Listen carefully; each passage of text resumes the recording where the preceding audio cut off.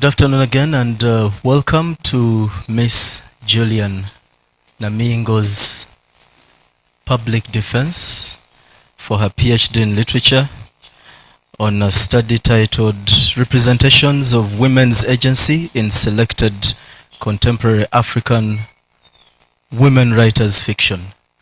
My name is Isaac Tibasima. I teach in the Department of Literature. I'm also the school's graduate studies coordinator in the School of Languages, Literature and Communication. And we would like to congratulate Julian upon getting this far. Like I keep saying, we look forward to welcome you to this side of the river. We have on our panel this afternoon Dr. Evelyn Cindy Magara, who teaches in the Department of Literature. You're most welcome. We also have Dr. Susan Chiguli on our panel. She teaches also in the Department of Literature. SK, you're most welcome. We have another panelist, Professor Abbas Chimba. He should be joining us in a few, and so we should be able to begin and he can get us as we go on. We would like to congratulate the supervisors, Professor Dominica Dipio and Professor Edgar Nabutanyi, upon getting Julian this far. Sister said the birth pangs are serious now. We know that this is going to be a beautiful defense. And then we have one person whose presence is most important for this defense apart from Miss Julian Namiyingo.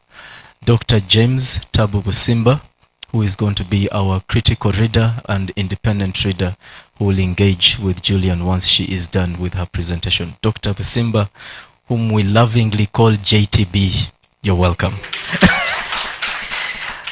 A few things to say, Julian, this is an examination, and so please respect the examination rules in the university. So there are things that will be expected and those not expected. But we will expect you to present for up to 40 minutes. Up to 40 minutes, and then you will have a conversation, or like what SK calls a chat buddy conversation with your independent reader for up to 1 hour. And then we will have panelists asking questions up to 30 minutes. And then we shall have the public ask questions up to 30 minutes. So we hope that within 3 hours we are done with this defense.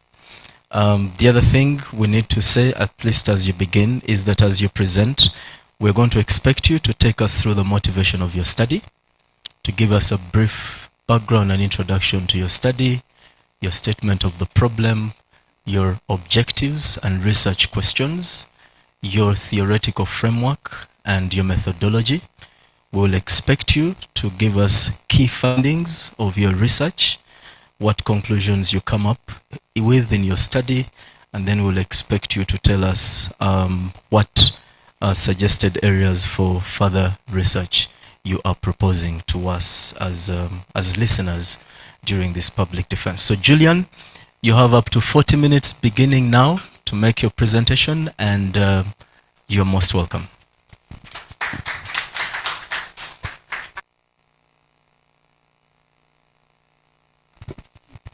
Thank you so much, Dr. Isaac Tibasima, the chair of this session. I welcome you all, ladies and gentlemen, both physical and online audience, to my PhD defense entitled The Representations of Women's Agency in Selected Contemporary African Women Writers Fiction. I'm going to make my presentation under 10 headings. Allow me to start with the motivation of the study. I became conscious of life when I was staying with my grandparents, together with over 7 grandchildren, both girls and boys. In our home, we were not limited by gender roles, but by our interests, our abilities, and the tasks at hand. Of course, my grandfather owned banana and coffee plantations, but he was also a self-proclaimed chef. He was very good at preparing his own coffee, preparing matoke in groundnut stew, but he never allowed anyone to wash his white kanzus. On the other hand, my grandmother controlled and managed coffee and banana plantations. We, the grandchildren, each of us, we owned small gardens, chicken, whose eggs and cell we controlled. From participating in washing clothes, washing utensils, cooking, fetching water in turns, irrespective of gender, I learned early in life that care, authority, economic agency could coexist in anyone, irrespective of gender. This environment, which recognized individual abilities and non-gender roles, stood in stark contrast with the literary texts that I encountered early in life. In texts such as Chinua Achebe's Things Fall Apart, Geoffrey Kalimugogo's Pilgrims to Nowhere, and Ngugi's books, women were controlled, they were sidelined, and they were belittled as the major cause of many misfortune. This contrast, the tension between my early life lived reality and the text that I came to encounter early in life, motivates the study of the representation of women's agency in contemporary African fiction. In this study, I look at representations as what texts mean, or the meanings that they potentially convey, and how they come to take on these meanings. By women, I look at them as female human beings existing in the limitations of social realities, but with ability to make their own decisions and also to challenge society conventions. By women's agency, I look at it as not only the demonstrable capacity to make and implement decisions, but also the motivation behind those decisions, and then the purpose of those decisions, but also the ability to challenge the limitations that are existing in society. By African fiction, I limit myself to the novel and short story genre. Contemporary African fiction, I look at the selected texts that are published between 2000 and 2020.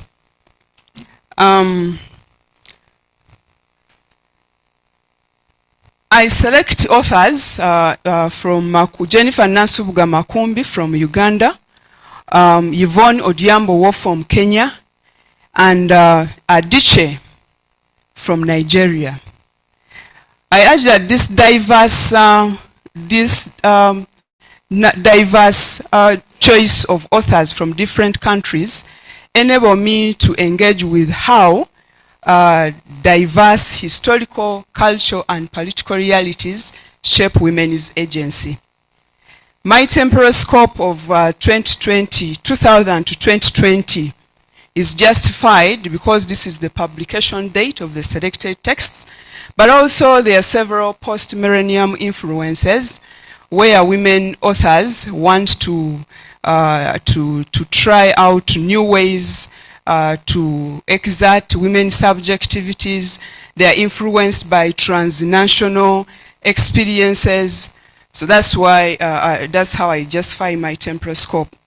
My choice of the genre, that's the short story and the novel, is justified by the belief that genre mediates meaning. While the novel allows an extensive development of the theme of women's agency across several pages, the novel provides us with compact and then intensive moments. My selection of texts from Makumbi, I focus on her novel Chintu and her short story, Let's Tell This Story Properly. For Yvonne Odiambo Wall, I used two texts, her novel Dust and her short story Weight of Whispers.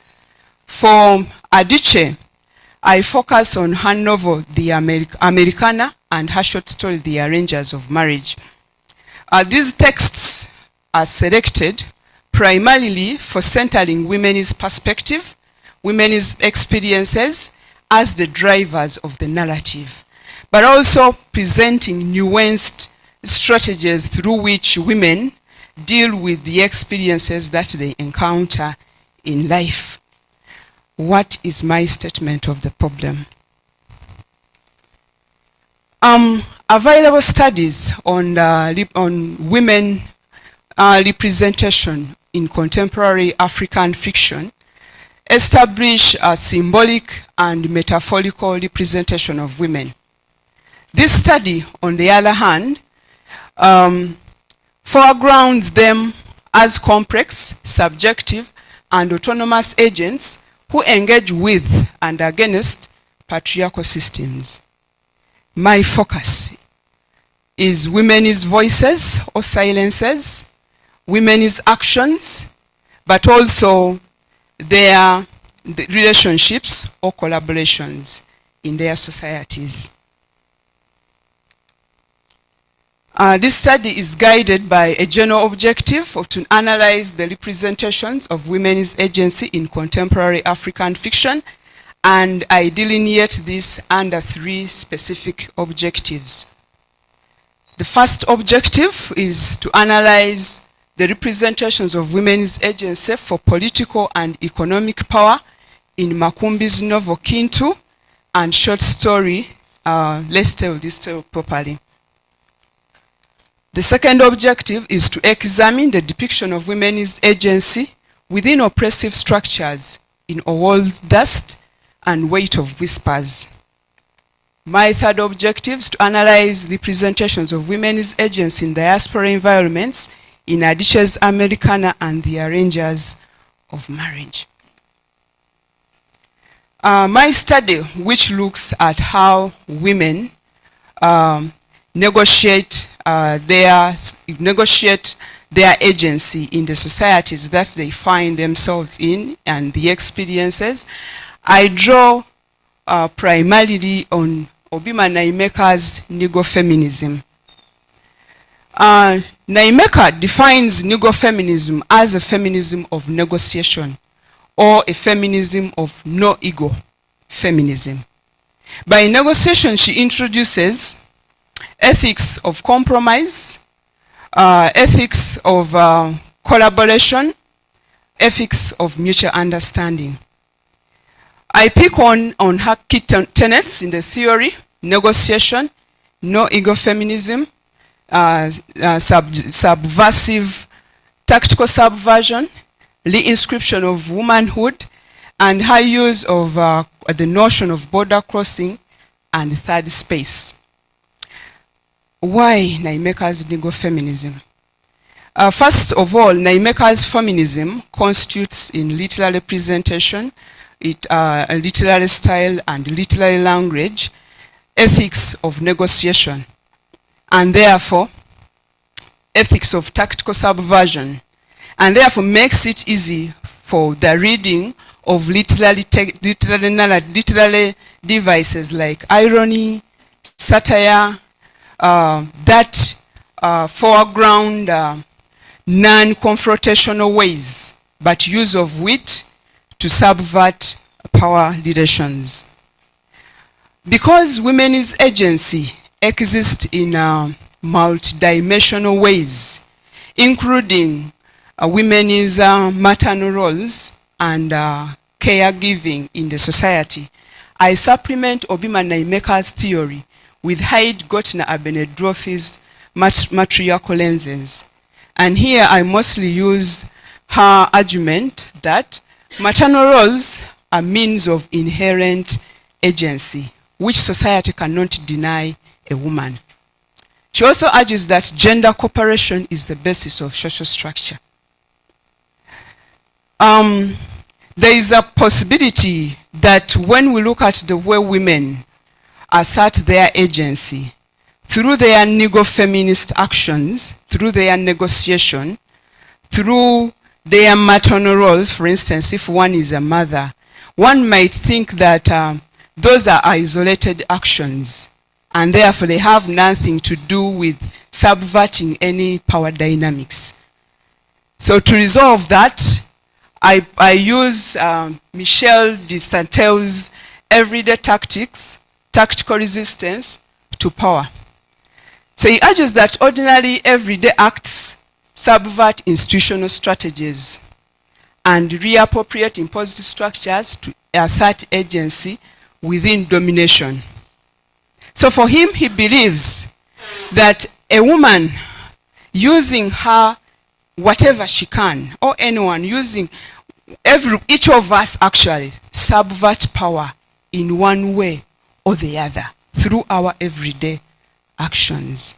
So I provoke it to theorize my maternal roles, to theorize nego-feminist actions as means of subverting power. Research methodology. My study uses a qualitative research approach. This is a research approach which studies opinions, arguments, without using numerical data.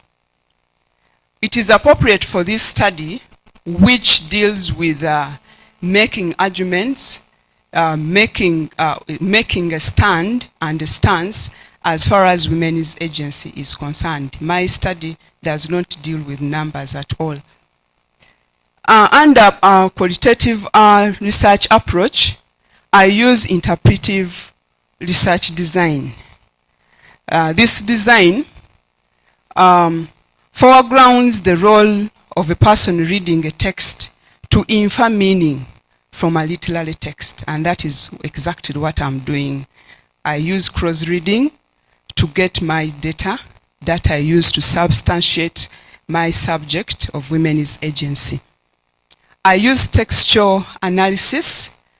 In this, I look at how literary elements, the textual elements of a literary text, and these include the plot, the setting of a text, the literary techniques, the language, how they contribute to the meaning of the text.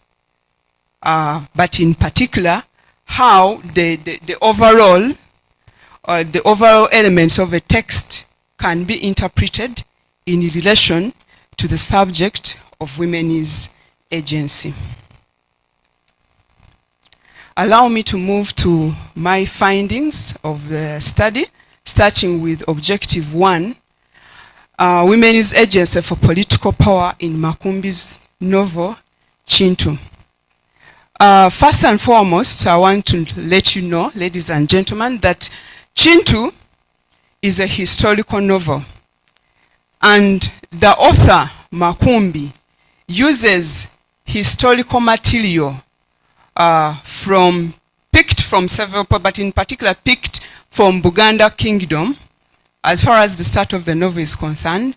But as the novel progresses, she picks from Uganda itself, Uganda as a nation, but first Buganda as a kingdom. In my analysis, for purposes of this presentation, I'm going to limit myself to the presentation, to the character and characterization of Nabulia. Who is Nabulia? Nabulia is not my head of department. Who is Nabulia in Chintu? Nabulia is a mother of 3 boys, of 3 sons, Mwanga, Namugalu, and Chabago. The most interesting thing about these sons, they all become kings in turns, one after the other. But in the text, Nabulia is not a queen of any king. She's simply a wife to one Prince Musanje. And after the king, when the children are still young, assassinates her husband, she goes into hiding with her sons and other children. So in this study, I'm saying that Nabulya's agency, which symbolizes women's agency here, reinscribe maternal roles as instruments to access and control political power. I base that on the fact that Nabulya, through Chintu, the narrator through Chintu's focalization, informs us that Nabulya had sowed yearning for the throne in all the three sons.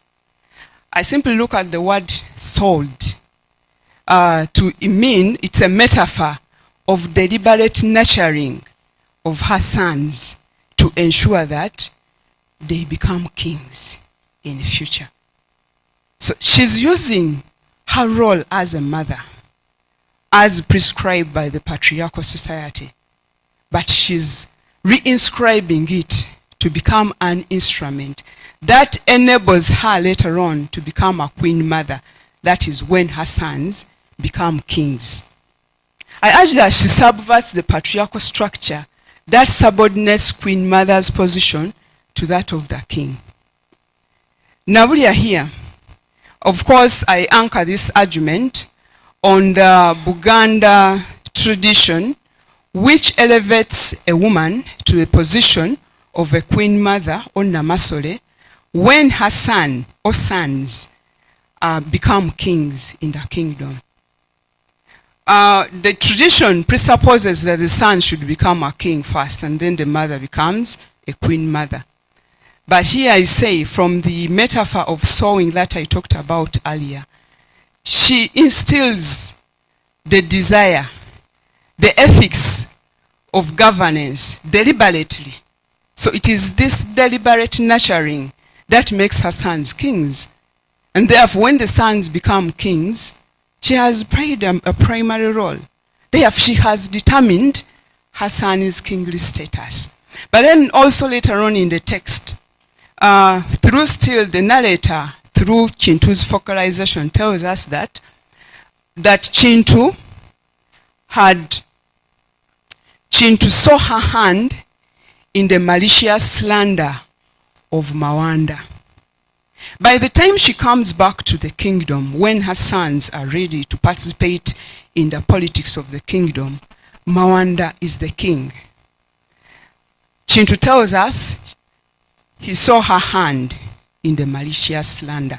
The word hand, the lexical choice here, puts Nabulya in a position to come up with the slander, the defamation story that questions Mawanda's royal lineage.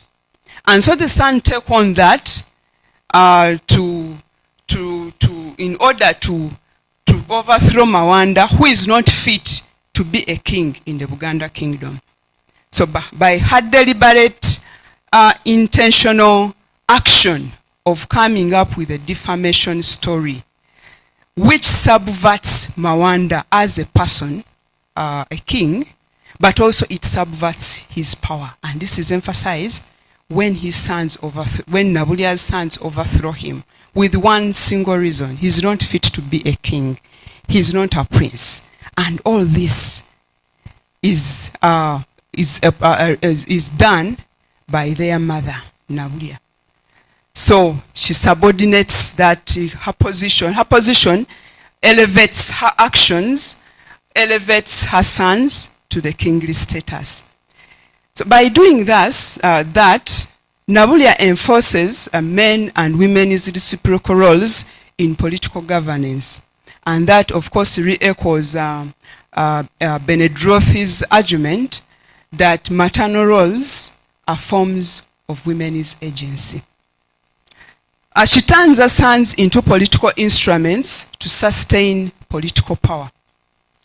Nabulya, who is described to us by Chintu as ruthlessly ambitious, at one point, when her second son is a king, she discerns that princes of other women are going to overthrow her weak son.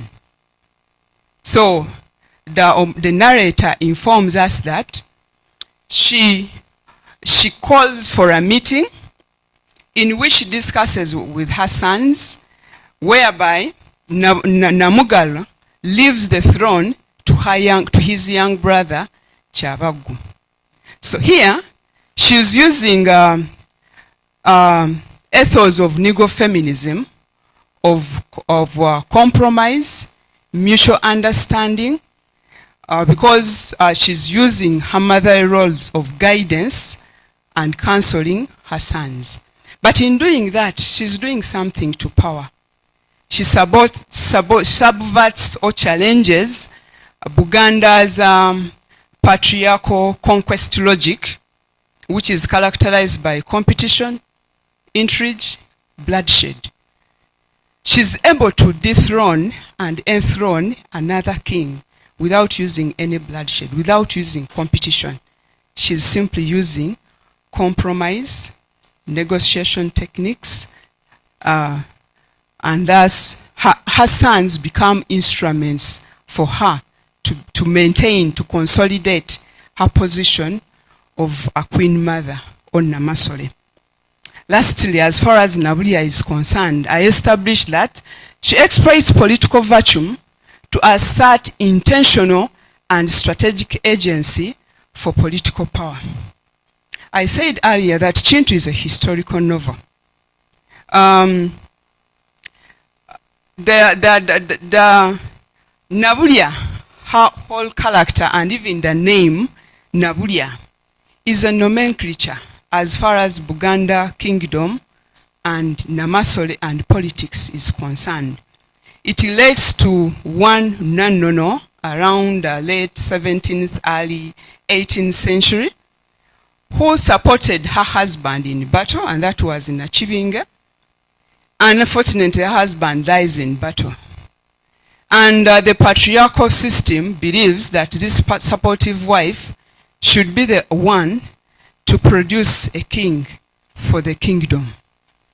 So by the time the husband dies, Nanono is pregnant.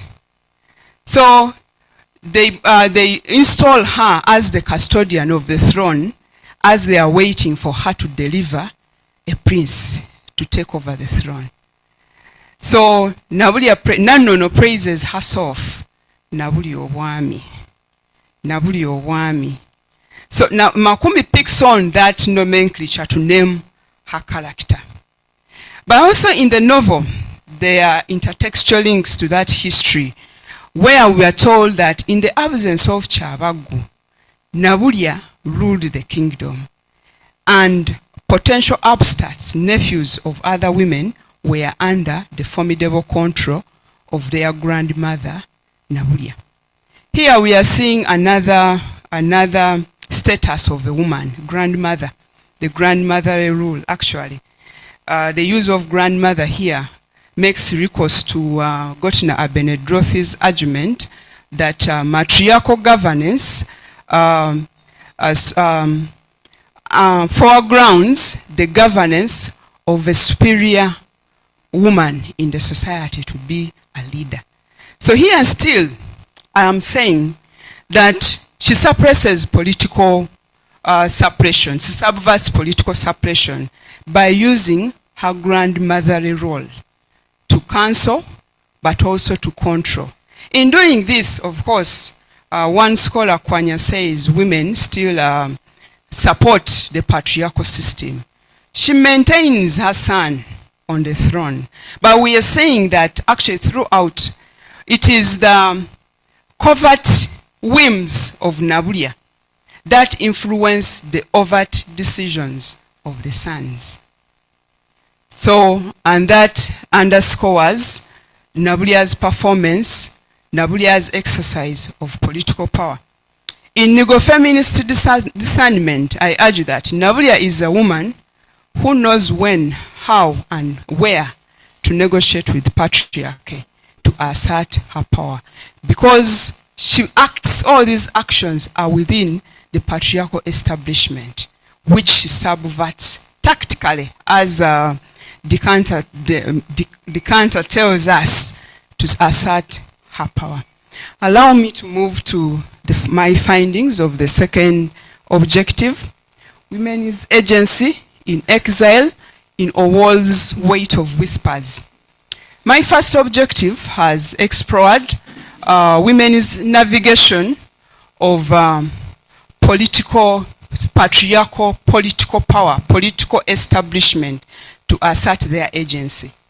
Now I'm moving to another context where patriarchy actually victimizes women, and then we want to see how do women navigate this context.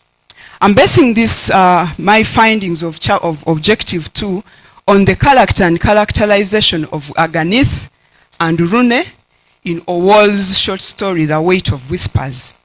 Aganith and Rune are the queen mother and fiancé of one Kuselemani, a prince of an unnamed chieftainess in Rwanda, but who is also an international banker and an international diplomat. They are forced into exile on the eve of the Rwandan genocide when Kuselemani is implicated in the assassination of two presidents who sparked off the genocide. They find themselves in Kenya, perceiving it as a transit point to affluent societies. They check in Nairobi's Hilton Hotel. However, when their request for help from their compatriots and friends fail, they are forced to sneak out from the hotel with some hotel property, such as bed sheets, towels, among others, and then relocate to a one-roomed house in the suburbs of Nairobi, and later on register as refugees. That is how their status is demoted when they are in exile. However, I'm saying that women assert agency in that context. They transform domestic labor into a metaphor of resilience and empowerment. And I read this in Aganithi's resort to vegetable gardening. In their one-roomed house, there is some space, and she starts vegetable gardening.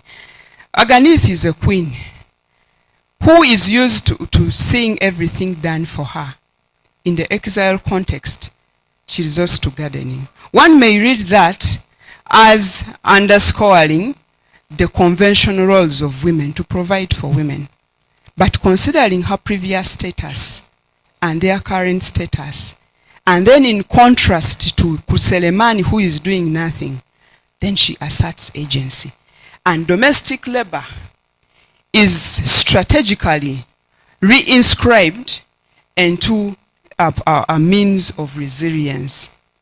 Further, I urge that women's agency in exile subvert dominant power. And here I'm looking at two powers that are subverted: aristocratic power and then marital control. I read this in the two women, that is Aganith and Rune, their decision to sell their engagement and wedding rings while in exile. One may read that as a way of responding to their exile environment. However, I argue that it's a means of asserting agency, especially that it challenges the power dynamics that are in exile. So here I invoke and I make us use of third space as the in-between alternative knowledge that one comes to get. Of course, third space in translation, when these people leave their home in Rwanda and come to Kenya, they are forced to take on new identities, and they are forced to take on new meanings of life. And one of the new meanings that they come up with is that their very expensive engagement and wedding rings have other values, rather than foregrounding the fact that they are aristocrats and they are wealthy. They can convert these into material objects that can facilitate their living in exile. Lastly, women's agents confront exile power dynamics and assert agency for survival. I read this in Rune's action of engaging in sex in exchange for travel documents. The immigration officers, or the patriarchal immigration officers, compel her to offer sex such that they can give them travel documents. However, much as engagement in sex, of course, victimizes a woman, Lune tells her mother-in-law and fiancé, I'll engage in this because we need to leave this devastating place. So it is in the decision, the deliberate decision to engage in this, that I read how Lune subverts. She vigilantly uses the crack in the dominant system, that is the immoral authority of the immigration officers, and turns it into her mode of survival. Let me give the findings for my objective 3.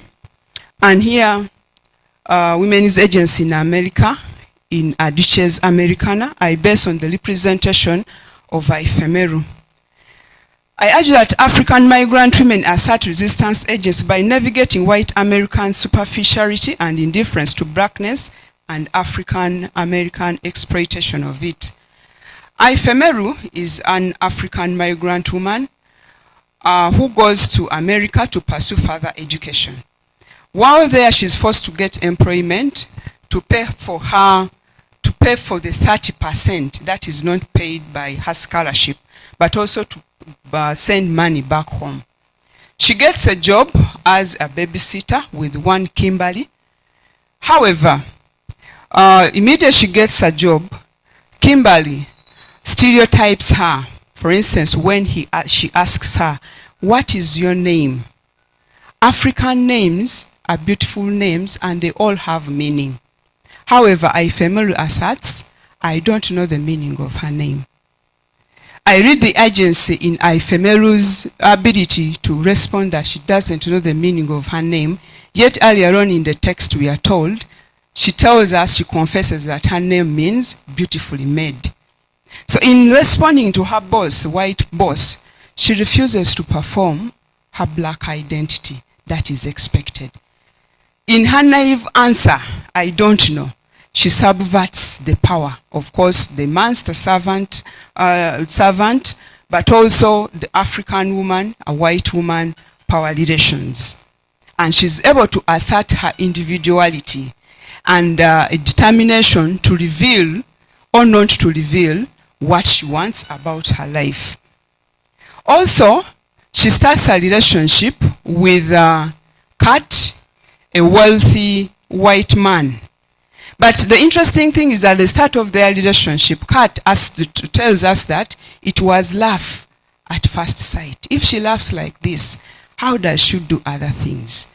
We see the patronizing, of course, but also the objectification of a black woman as the other, as the inferior. We can read it from the conquest logic of a white man conquering a black woman for colonial conquest.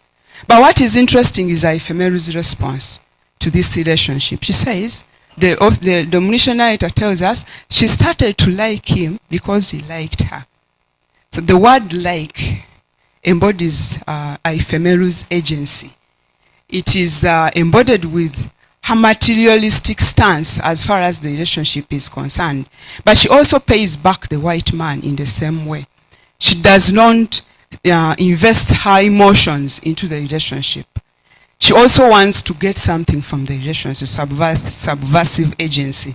And later on, when we see that she's able to get a formal employment and a green card in America due to the sponsorship of Kat, then we confirm her decision to use the relationship for social and economic mobility. And immediately she does that, she ends the relationship. Allow me to go to the conclusions of my study. Remember that my focus is on women in speech, their silences, and then their actions, and then relationships. Through speech, women disrupt patriarchal decorum and articulate complex experiences while critiquing social structures and reinscribing their victim status. Women in silence is an active choice to withhold engagement, but it is also a space for planning on how to overcome and how to set goals for the future. Women assert their agency through diverse actions, and these are several. They are transgressive, when you look at Nabulia, manipulative, as well as psychological and physical violence. Women assert their agency through their collaborations with men, and the collaborations manifest as strategic collaboration, paternal alliance, and sponsorship model. Contribution to scholarship. My study contributes to African feminism scholarship. While African feminism proposes gender collaboration and gender solidarity, that is collaboration between women and men, but also collaboration between women and women. It proposes that should advance mutual benefit among the parties involved. In some instances, as far as my findings are concerned, this collaboration is not for mutual benefit. For instance, when you look at Nabulia, okay, yes, Hassan's benefit, but she benefits immensely. When you look at Kat and Ifemeru, women use these collaborations to achieve self-actualization. My study contributes to African literary criticism. It challenges the interpretation of women as metaphors or merely passive figures or symbols of the nation or symbols of the suffering nation, because it advances women's agency and how women assert themselves. It demonstrates the multi-layered and complex ways women's agency manifests. I recommend the following for further research. One is articulation of social stratification among women. Women are different, they're not the same. We're quite different, and we all embody different kinds of agency. I recommend further studies on that. My study focuses on representations of women's agency, how patriarchy affects women, how women negotiate patriarchy.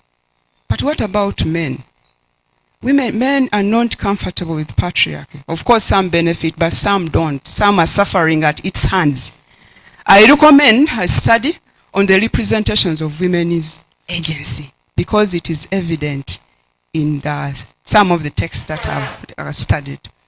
Lastly, a study of the intersection of women's agency and natural environment through African ecofeminist perspective. How the environment is a complementary agent to women's agency. My study, I've managed to, so far, to publish one article, African Migrant Women's Agency in the Diaspora. I have one upcoming, Women's Agency for Political Power in Jennifer Nansuga Makumbi Novo Chintu, with the Journal of Languages, Literature and Communication. Then I have one already submitted, Women's Agency in Mediation of Transgressions, Justice and Reconciliation in Yvonne Owo's Dust. I kindly request, Chair, that I lend my acknowledgements later on. I thank you so much, ladies and gentlemen, for the audience.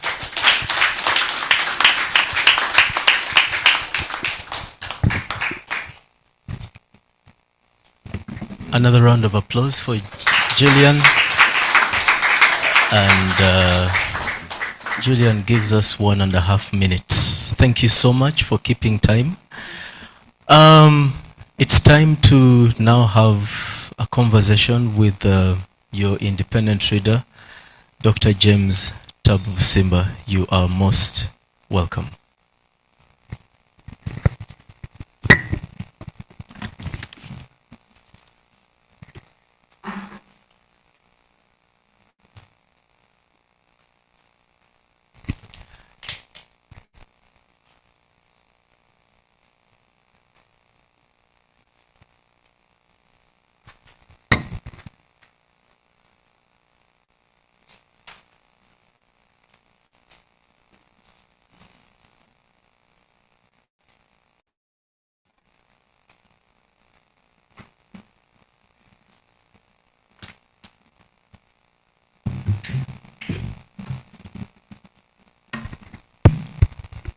Good afternoon, colleagues.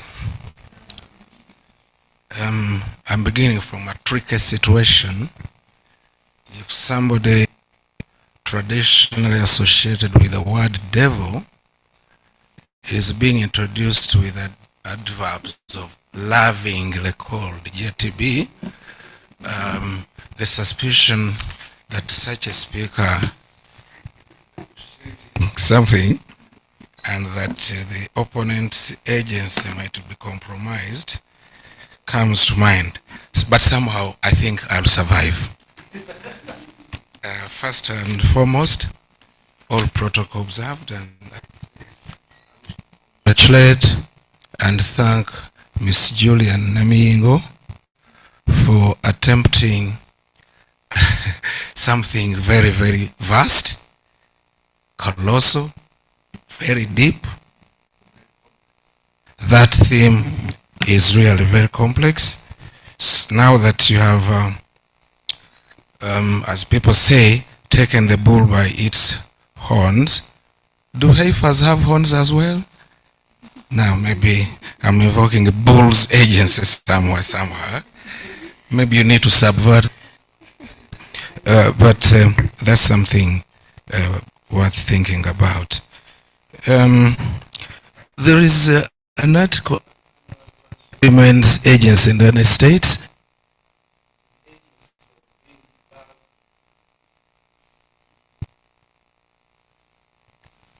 Something.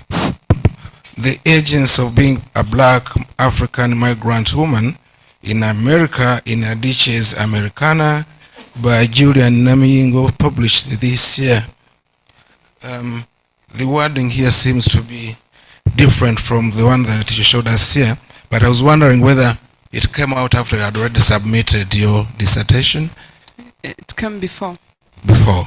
Yes, it came out on 1st July this year. Yeah.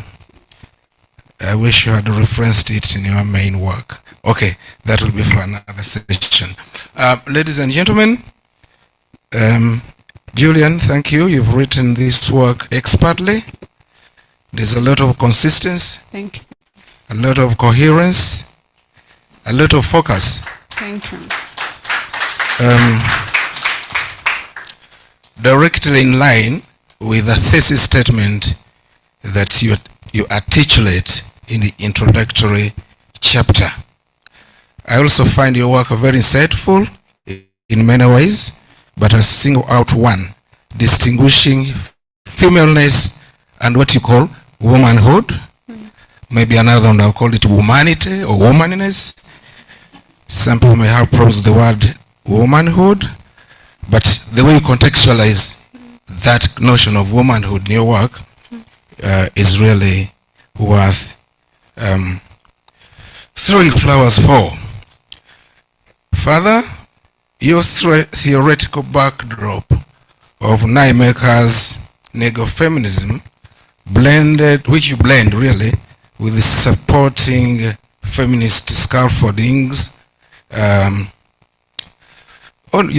is a way that has enabled you, to navigate a space and meaningfully explore those complexities that I've alluded to earlier on that are involved in such a challenging literary project as yours is here. And it's also impressive how you expertly navigated your thesis away from the traditional reductionist readings that tended to limit the exploration of women and other agencies indeed to static and, if I can say, outdated notions of simply gender roles. I find your overall manner of expression so impressive, and I can say it is reflective of a 21st century PhD literary scholar. Yourself and your mentors need a lot of heroic consideration hereafter. You present and discuss your findings in a focused, unified, and synthesized manner, rather than cutting up things as if you are serving something on some a la carte or something. Thank you for that. Your contribution to extant literary scholarship via the lens of neo-feminism and those that you blend that theory with, within Makerere and beyond, is commendable in my view and cannot be missed. Not only do you contribute to the seemingly unstoppable growth of African literary canons by selecting the text that you did, adding on, a long history of other canons that have been formed, but you also add your own voice to the other voices that have come before you in this business of what Kibedi would perhaps call a shift towards a more situated and Afrocentricized critical practices. Thank you so much. Having said that, I would like you having said that, I would like you, in good faith, there's always good faith from panels like these ones, I believe, at least in our Makerere, I would like you to respond to a few things. You don't have to respond to them, all of them now. You can respond to them using the power of silence and within the spirit of no ego, and to borrow your own words, in a spirit of negotiation and a mutual benefit, not the benefit of Nabulia alone. I'm talking about the fictional Nabulia, not the Nabulia who sits there and whom I cherish metaphorically.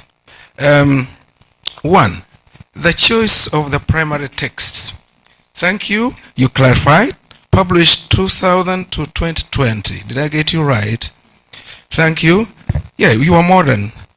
I wonder whether you could take a deeper look into what is in those texts, both collectively and visually. You might find that the internal chronotopes of some of those fictions, particularly those that are set in differing geotemporal spaces, can point to a possibility of looking at the characters and events therein in a more allegorical way, rather than looking at them as real life situations and people that we shall meet around main hall of Makerere. If I can joke that way, if it is allowed here. Chair, you will forgive me, sir. Take the example of Kintu, Kintu the novel, whose protagonist Kintu you choose to pronounce as Kintu. I really don't know why Kintu. Instead, maybe you are, since it is English, then it is Kintu. The internal chronotype in that novel might suggest to you a time span of about 250 years or thereabouts. And therefore, it's possible to look at those characters and events and agencies probably more from the allegorical perspective rather than from the purely realistic angle. If it is not possible now, you can think about it in your future postdoctoral engagements. After all, when you look at these issues that surround the idea of agency, women's agency especially, as your main concern is here, there's a question that might come up.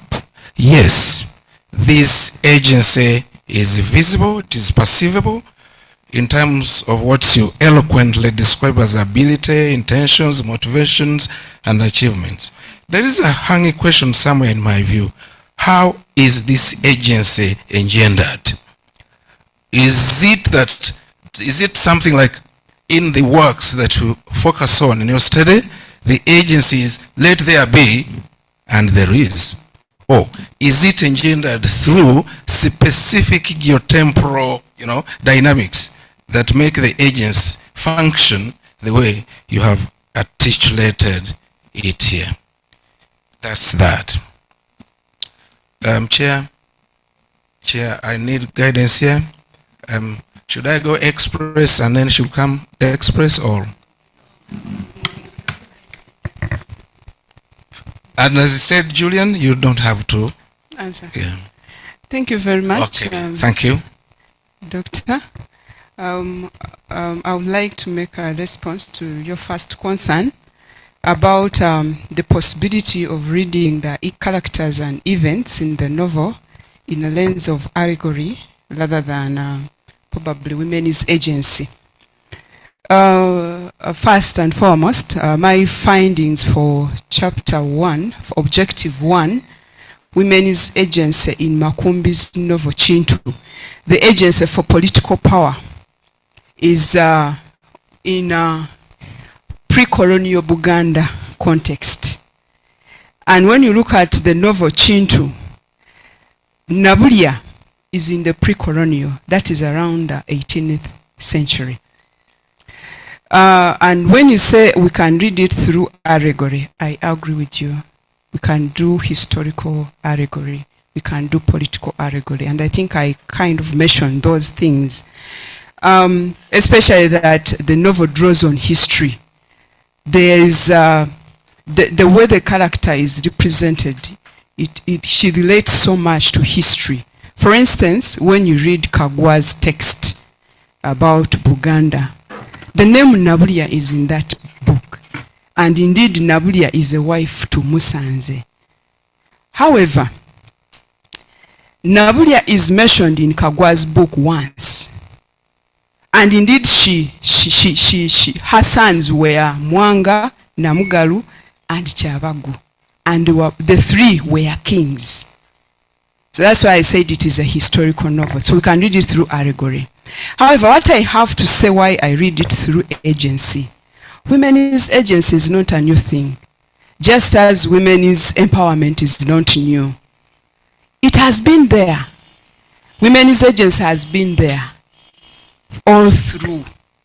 And this is explained by the fact that it is located in that time of Buganda Kingdom. So while we can read it through allegory, yes, perfectly, and some scholars like Joseph Kwanya have done that, me, I look at the actions of women and how they subvert this patriarchal power. How does it, my analysis, differ from Kagwa's mention of Nabulia? He mentions her only once as the mother of three kings. In other words, he defines her in relation to the sons. And he never tells us how did she manage to contribute to this son's coming to power. That's why I try to delineate the agency there. In order to recognize women's agency, that it has been in existence. How is women's agency engendered? From my analysis throughout the text, through negotiation, and then through relationships, through their collaboration with the men in their society. Actually, their proximity to not only men, but to there is some sort of relationship. Actually, when I talk about Nabulia, I'm going to talk about the other sons. When I talk about Ifemelo, I'm going to talk about the men that she relates with and then her white boss. And through that relationship, she constitutes a negotiation. She constitutes, she works this relationship to assert her agency. That's what I have to say. Hope I've answered that question. Thank you so much. Thank you so much for that elaborate response. I think my English failed me.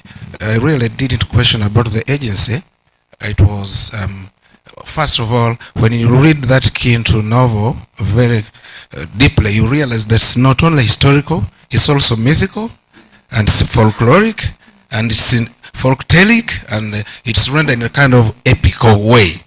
So to read characters therein as if they are real life human beings treading this earth is where I was asking you to give a response. But for the agency, I definitely said that it's wonderfully done.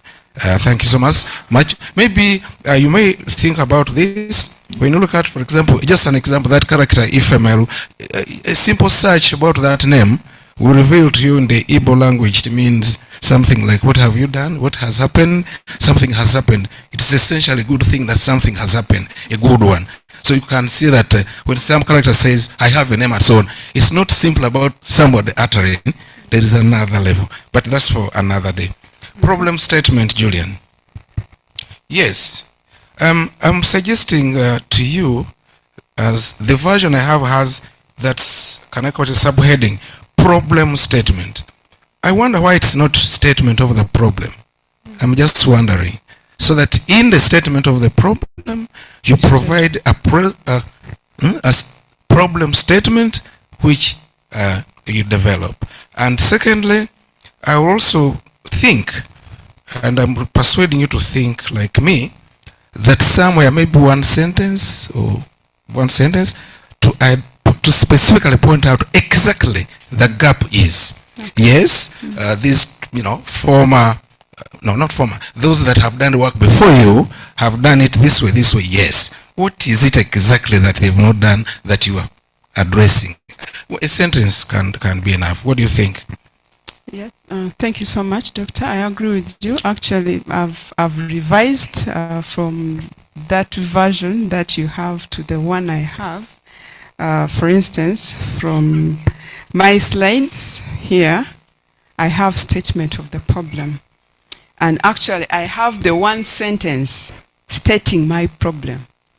Existing studies analyze women in contemporary African fiction as essentialized and metaphorical. This study instead foregrounds them as complex, subjective, and autonomous agents who engage with and against patriarchal systems. Okay, thank you. Thank you. Choose and literature department and the school, I request the next time you provide me, if I'm still a viable agency, you provide me the most up-to-date version of the work. Now I'm referring to another version, and so next time kindly let the agency perform optimally. But it's a good thing, ladies and gentlemen. That is a good thing that has been. Now the objectives under such questions, this one I just need you to just help us clarify. I have a suspicion that you've read some psychology, you've done something to do with the pedagogy, so something like Bloom's taxonomy is not new to you. I'm just wondering, why do we have analyze, examine? One, what's the difference, the essential difference that distinguishes examining and analyzing? And we are doing, just to clarify very simply, and we move on. Okay. Or you'll think about it. Analyze, actually I used both words in the same vein of trying to articulate using textual evidence and theoretical underpinnings how the agents of women is represented in these texts. That's how I used these particular words in my objective, analyze and examine. Okay, maybe you could say that those words tally with your methodology of interpretation. You are interpreting, so there's nothing you're privileging over the other. Yes. Maybe that could make to make the point clearer. Thank you so much. And then this justification of the study, I'm wondering. Yes, earlier scholars have done that, agreed, and I'm personally happy about that, and so are some people, I suppose. When we come to the novel and the short story, is there a possibility of introducing a word or two, you understand what I mean here, a literary justification of the novel as a genre? You hinted at it in a presentation, having an extended space where a theme can be developed, right? We could possibly add that the novel as a genre purportedly presents an organic community where people grow old, they die, they birth, it can even be cross generation and so. So it has a lot of space, both literary and and otherwise for any writer to navigate whatever themes or whatever they want to do with them, as opposed to the play that captures only a specific piece of life and dramatizes it here, or a poem, as Wordsworth would say, would concentrate on powerful feelings recollected in words under tranquility. Probably that could help. Thank you very much, Doctor. Probably. Then the significance of the study. I don't know whether this one is also another case of something that has been rehabilitated, if you like. You say that the study fosters equity in women's representation. There's that sentence there. I find it possible to make it better, because I'm not very sure that this study actually fosters equity, because we have not tested it, have we? No. How about invoking the idea of potential? Maybe it has the potential to do so. That's one. And the two, I think your study is focused on women's agency rather than women's representation in general. I don't know. Am I right? My study focuses on both. On both. Representation, because I base on the women's Okay. representation Okay. to analyze women's agency. Thank you so much. You're welcome. Yeah. Now the literature review, to me, ladies and gentlemen, the literature review is quite extensive and engaging. Very extensive and engaging. Thank you. And thank you so much. Thank you. Thank you, Doctor. And some parts read like somebody who wrote a dissertation on John Rugana and Shakespeare. So somewhere there's a mediating force somewhere. Your supervisors will share that with you, and maybe that ages worked on me as well. Thank you. Thank you. Yeah, the critiquing of the sources is superbly done. I only wish that at every major section we would tighten, the critical work that we've done to zero on the gap itself and how we are addressing it in the study. So this one I've created, so therefore one can realize there is this gap that I address this way. Just that, I just wish it's a wish, and as you know, a wish is a wish. The theoretical framework, personally, I find it novel, and I congratulate you on that. Thank you very much. Then, the researcher's voice. I hear your voice, it is your work. Thank you for using the first person pronouns as you do. It's your work, we can hear it, and therefore I don't think somebody will question the originality of the work.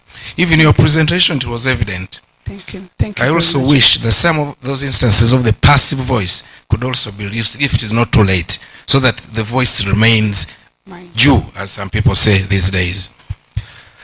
Aggregation. Thank you so much, Julian. Having done and said all that you've done for us, as well as you've done it, are there any generalizable insights that you can offer us that probably might inform us in specific context, not general context, on how to read this kind of fiction? Thank you very much. I hope I've understood your question. How I can offer guidance on the reading of women's fiction. Guidance, like generalizable. That for example, in your findings and discussions, you've found this and this and this. Therefore, we can see that reading such works from this perspective may be more productive than something like that. Are there any generalizable insights that you can share with us? One or two? One of them is ensuring subjective reading of texts rather than, I was going to say generalized, but I want to say rather than metaphorical, metaphorical reading of women. Because there is a tendency to think that someone doesn't have a voice. Especially when you have read or you have perceived that person from another probably presumed dominant voice. But then if we consider what the particular women, particular characters say, and then even infer what they might have said, probably from their actions, even from their silences, because of course I underscore that silence actually is a mode of communication. What about if we try to read a woman's silence? Not only even in fiction, even in our ordinary lives. Because silence is a mode of communication. But sometimes when a woman is quiet in the text and even outside, people think she's passive. But it's a mode of communication. Maybe we need to explore that deeper and see and try to get a meaning and try to get her message. Okay. So I emphasize, I recommend a subjective reading of women's action, silences, and how they act. For instance, in my study, I emphasize women's relationships so much, both with men and fellow women, as modes of that embody, that bring to us their agency. So how does a woman relate to person A and person B? It is also a mode of understanding that particular person, not only a woman, but anyone. Thank you. Have I understood you to be suggesting something close to what can call actionable reading? That when we read and we get this, we think of the potential of actionability from these agencies and so on, so that it can be applied in other related contexts, probably? Yes. Thank you so much. Thank you. Finally, two things. One, in simple terms, I know that academic thesis of PhD probably may not be read by everybody. And maybe it's unrealistic to think that everybody can read any work anyway. Supposing somebody, you gave us an interesting bio in the beginning, much of which I wonder whether you don't belong to my clan, because I shared much of what you said. Yeah, where you grew up, Sister Dipio here knows. I mean, there were no girls and boys, we were all children. And so, I'm wondering, now your grandmother, your grandfather says, daughter, granddaughter, what have you studied in that very big degree? Simply, what would you tell them? That's part A. Can I add it with part B and I conclude? Okay, yeah. Yes, we understand you've read a big thing, you've produced a big book, and you are going to wear Majorobera. What is that you studied? I would tell my grandmother, may her soul rest in peace, and my lovely grandfather, may his soul rest in peace, but he died at the age of 108 years. But I still miss him so much. Okay. But I would tell my grandmother that I've recognized you in history. I've recognized your power, which is in most cases subverted and challenged by patriarchal structures. Grandmother, you are a great woman, and you deserve to be appreciated. And you have a voice. Would you tell them that what you've studied is in a big way about them? Yes, it's about them. Okay, the final one is this one. The final one was A, B. Now this is B, and the very last one. There's a gentleman in this room. If you asked him, if we are looking for an expert in the area of literature, and we want somebody who has done performance studies in relation to song form, there's a gentleman here who can put up the hand, Sam here, and we shall look for him when we want that. There is a person, if you're looking for literary configurations across geotemporal spaces in drama, there's a person in this room. For you, what should we look for you for? For me, women's studies, gender studies, because I contrast my women with men, and then I deconstruct the binary, African literature, African novels. Thank you very much. I'll be back to your chair. Thank you, everybody.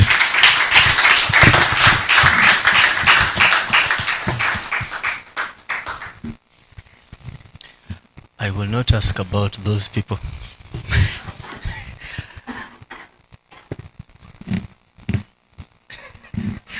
Thanks a lot, JTB. Dr. Taabu Busimba, thank you so much for the conversation with Julian.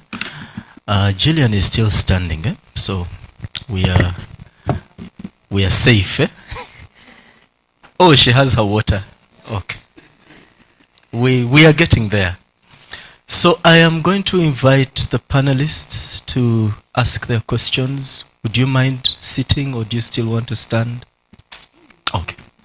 Ah.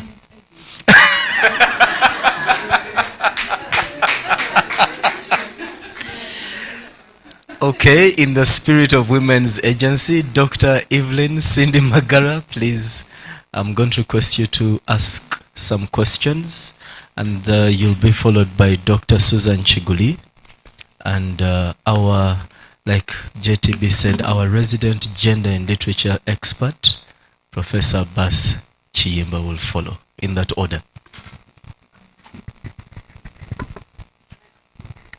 No.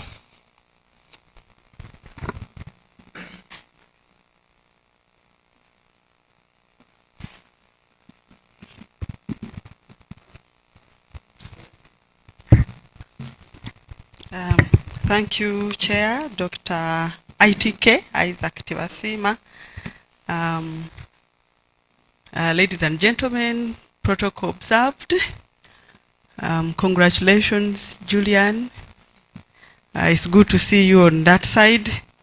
The last time we had a seminar here, there's a student who said, the people who are on that side, that is our gain that we are trying to protect. It was such an interesting joke. So I'm glad you are in the side of the gains. Well, I don't have so much to ask.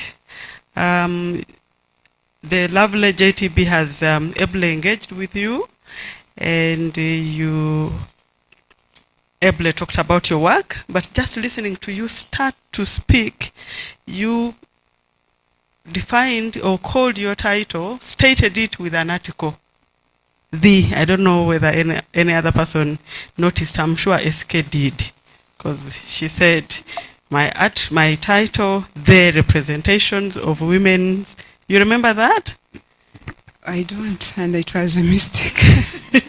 So I wanted to ask, have you thought, because a mistake like that, have you thought about, because if you're asked to talk about your work without even having to read, and you go, my work is about the representations of women. So I just said, maybe I'll ask you that question. Could you think about stating your title with that article? It actually did sound okay. You don't have to answer. I'm also going to ask you just a question for you to think. Hearing you talk in your conversation with your, do I use the D word? With your opponent, you talk about subversion, gender subversion, subverting the patriarchy. If you are to think about another title of your work without having to change any content with that word subversion, what would it be? You don't have to answer. And if you were to pick other texts from Kenya, Nigeria, and Uganda, same time frame, what would those texts be? And why? Maybe that one you should answer. Briefly. That's all.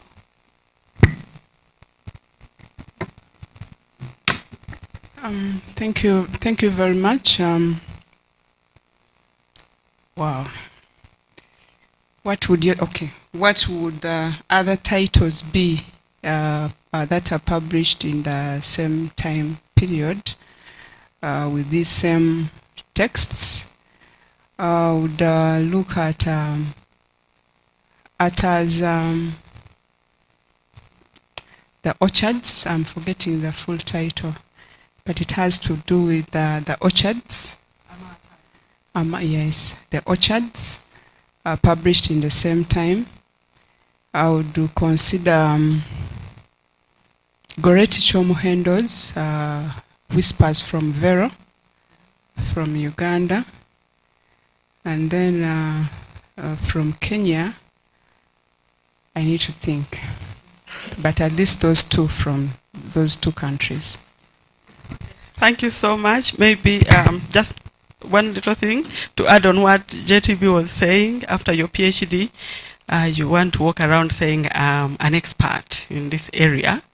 And since you've done African novel, it would be very good per country to know all the novelists and in Africa, so that when you ask such a question, by the time you chose war, you had other options that you left out from Kenya. Yeah, thank you so much. Congratulations once again. Back to you, Chair. Thank you.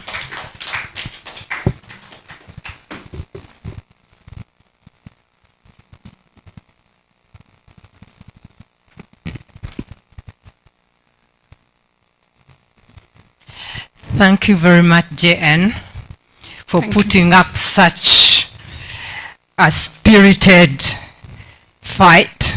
Thank you, Prof. For women's agency. Thank you.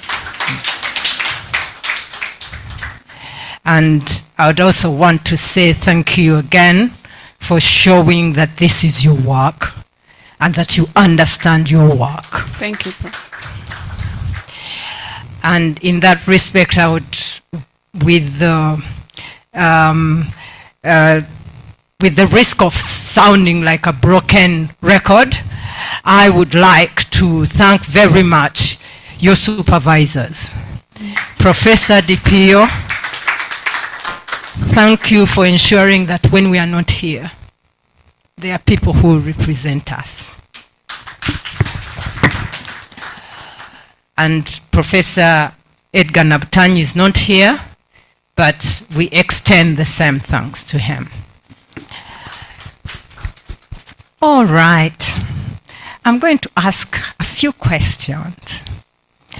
The first question is, because you're dealing with Kintu, which is a very complex text, I wanted to ask, is the Queen Mother in Buganda, the Queen Mother's role in Buganda, a straightforward ceremonial one throughout Buganda's history, or even now? Isn't her role more complex than what ceremonial presents? I'm asking this because this is a historical novel, and therefore it will anchor itself in cultural significance, and it cannot run away from specific contexts. Thank you. Thank you so much, Professor. I agree with you. The Queen Mother, or the Namasore's role in Buganda, is not straightforward. It is complex, as you put it. How and there is evidence in the anthropological historical texts that are written as far as a Queen Mother in Buganda. When you read some of these texts, you find that a Queen Mother, actually, the Namasole, there are three people who are called Kabaka in Buganda. One is the real king, Ssaabasajja Magulu Nyondo. Then the Namasole, his mother, who is called the Namasole, she's also referred to as Kabaka. Then the third one is Lubuga. She's called Lubuga, the one with whom they perform the ceremonies relating to his enthronement. She's also called the Kabaka. And the Kabaka, the Queen Mother, has her own estates. And she has people under her. She controls people. She has her own courts.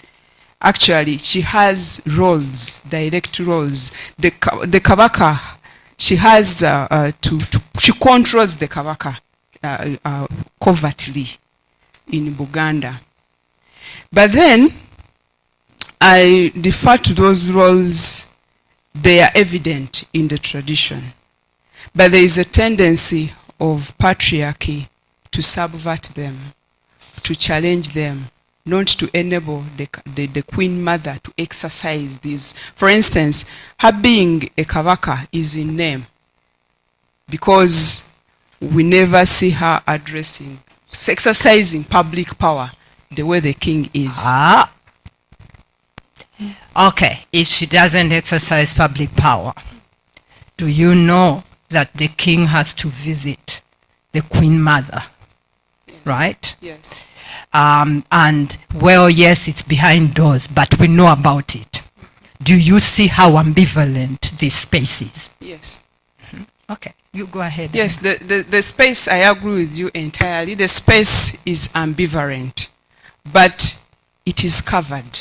What in my study, I say it is her covert decisions. JN, I think let's think about that outside this room a little more carefully. All right, thank you. I'm open to suggestions. Right. Okay, the second question is this. Is it true that the portrayal of, you say this in your abstract, so I'm getting it from there. Is it true that the portrayal of women in African literature is one-dimensional? You say it in your abstract, you also say it in your chapter 1. What do you mean when you say African literature? Is it creative work? Is it scholarship? Is it both? Because you have gone ahead and shown us that it's not one-dimensional. So what do you mean by that statement? Thank you very much. I've since modified the statement a little. But by one-dimensional, I was looking at it vis-a-vis the early male writers' depiction of women as symbolic and then passive and then, of course, sidelined. So from that perspective of a woman being sidelined, silenced, considered as second in as far as decisions are concerned, that is the first perspective in which I made that statement of one-dimensional. But of course, when I come to my conclusions, I confess that a woman is complex than you can ever think about. Isn't that a contradiction? Because you're saying there's been scholarship that has evolved, right? So then you cannot say that it's still that stance because scholarship has evolved. And so if you state it like that in your abstract, it seems like that is still the status quo. And yet you have proved to us, even in your literature review, that it's no longer the status quo. Yes. And so I just thought that maybe you will sit down and give it a thought. Yes, I'm going to and update it to reflect my conclusions. Yes. Thank you. Thank you. Then, Thank you. African literature. By African literature, I'm primarily interested in literary fiction, written texts, not any other historical, probably history book talking about Africa. I'm talking about, my emphasis is literature, fiction, poems, novels, short stories, plays, literature. And you made that clear? So yes. Okay. Thank you. Right. Then the next is, can you just, because you said this in your presentation, can you just explain to us again, explain to your grandmother, and please don't put the word subversion and all that when you're explaining to your dear grandmother, may her soul rest in peace. What do you understand by tactical subversion? What do you understand by tactical subversion? Tactical subversion, it means, explain to my grandmother, okay. I would have loved to use Luganda, but for purposes of this audience, let me try to, I think, to use simple English now. Tactical subversion, it is a use of opportunities, use of gaps, use of subtle means, careful means. The word subtle, your grandmother will not understand it. But if you told your grandmother that we are turning things upside down, exactly. Your grandmother would understand, dear J.N. Thank you so much. Right. Okay, I want to give you the last one and let it rest. Okay. How is ordinary people's acts? Because you keep talking about it. It's also the theory that you anchor your explanations on, one of the theories. How is ordinary people's acts different from lived experiences? Actually, ordinary acts are not different from everyday experiences. Maybe ordinary... I said lived experience. Yes, they are not different. Maybe it's different from acts, tactics. But they are the same. But then they become acts and then tactics when one uses them to turn the system upside down. Actions different from experience? Oh. Action, this is when you do something. And how is that different? It introduces agency. It embodies a decision, an intention. And then experiences, in most cases, are passive. Experiences, you face them as they come. But actions are deliberate and intentional. But when you, maybe you will have to go and read Mary Louise Pratt. Because experience cannot be passive because you are actually engaging with it, right? It looks like it is, but it is not a stative,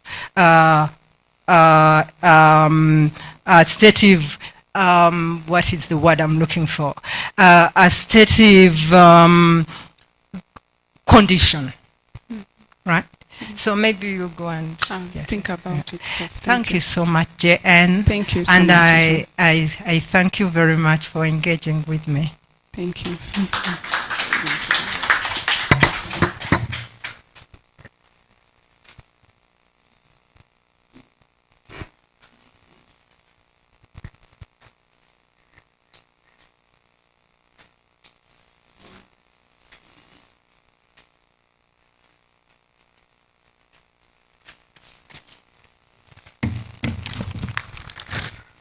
Thank you so much, Chair, ladies and gentlemen. I want first of all to congratulate my colleagues, Didi and EN, for supervising this. Okay, thank you. Congratulate my colleagues, Didi and EN, for supervising this very wonderful work.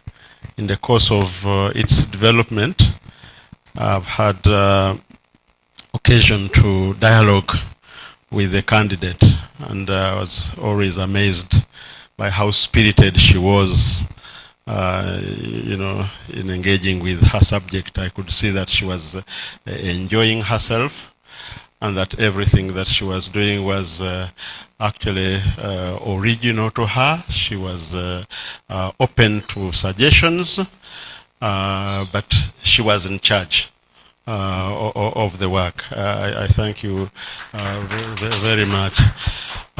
Secondly, just to make a confession, this work was given to me for examination, and I actually read it and prepared a report. Then I had to do this alongside the keynote preparations for the Ngugi talk, and I set the report aside and was just shocked when I received an invitation to the defense. So I hurriedly sent the report to the dean, but now I realize it didn't make it to the compilation of reports that we have. But in that report, I engage the candidate on a number of issues, some of them editorial and stylistic, others conceptual and theoretic, others structural and coherence issues, sentence level examples, etc. And I hope the report will be passed on to you for whatever you can pick out of it. Thank you so much. Yeah, but for purposes of this this space, and in response to what you've just said by way of presentation, I tried reading almost as many of the texts that you're engaging with as possible. And I realized that this is a very involved subject. I want you to just, for purposes of the conversation, tell me, why is it necessary? I'm looking for a starting point. Why is patriarchy such a bad thing that it needs to be subverted? What exactly is so bad, so terrible about patriarchy that it needs to be subverted? Maybe when you answer that one, I'll follow with the second question. Thank you very much, Professor. Patriarchy is bad to a woman, actually also to a man, and therefore it needs to be subverted. One, it recognizes the strength of one part of the gender and neglects the other part. And that is one. Okay. Then it victimizes the other gender that it undermines. And then in another way, it of course it discriminates, it belittles. For instance, there are instances when a woman is defined negatively. Actually, not even going to the texts, there are scenarios when a man meets a woman. Actually, it's a superstition. It's considered a superstition, but it is there in reality. When a man meets a woman in the morning, then it says that is bad luck already for that day. So patriarchy looks at a woman in such a way. In negative terms. In negative terms. Yes. Yes. So the standard... That is to a woman, Professor. But also to a man. It heaps a lot of responsibilities on a man. And then when a man fails, sometimes he loses his personality. He feels he's less and is less of a human being. It heaps a lot of responsibilities. And a man who fails to fulfill these responsibilities to himself and the society is not a man. I think Timothy Wangusa elaborates this in Upon This Mountain, when a wawire becomes a nawire. So this is too much responsibility. It becomes a nobody. Yeah. Yes. Yeah. Okay, I agree with you, but reading your thesis and reading it against the standard justification for engaging against patriarchal systems, I kept looking out for your proposed replacement of it, what would you have in the end? Supposing we successfully fought patriot.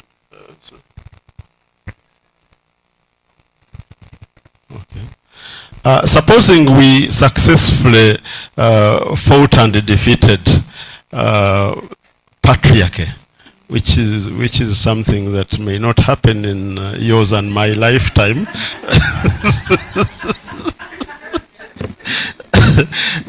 What would we have in its place?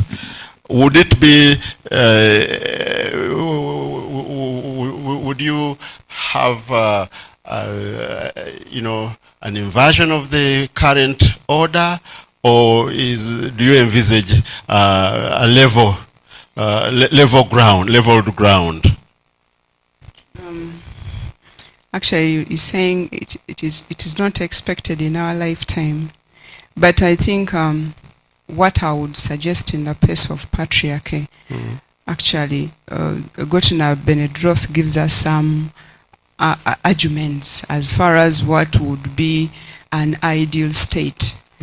An ideal state of gender balance, gender complementarity, the ability to recognize and to structure and organize society according to strength, not to the conventions of gender, when it says that a man is this and then a woman is this, because those divisions, those binaries are not inherent. They are social construct. They are constructed in the society, but they don't have. Some don't have, save for physical energy. But even for that, women can train. They don't have a biological anchor. So a society that respects and recognizes both the people in the society. Because when I say gender complementarity, I am not saying that women should be above men. It's a recognition that we all have what we can contribute to society. We can complement one another in one way or the other. Where the other person is weak, another one comes up strong. And then we are able to we complement each other, to live interdependently with each other. Now, let me use one word you've just used, that is strength, to lead on to what will probably be my last series of questions. Strength, does that involve moral strength as well? Yes. It involves moral strength.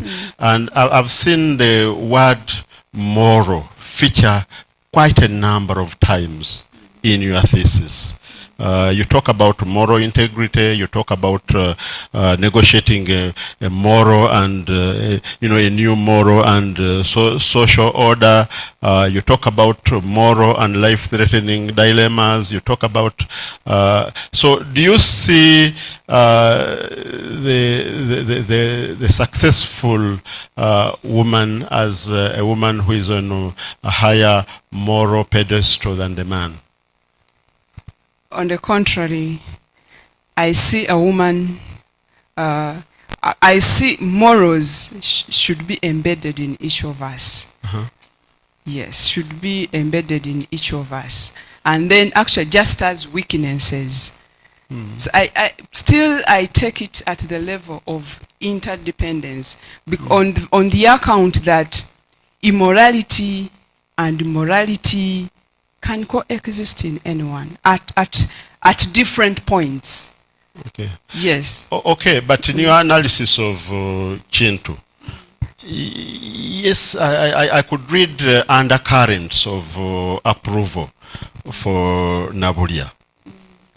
And one of the things that bothered me was your reference to her ruthlessness as a kind of attribute of some kind.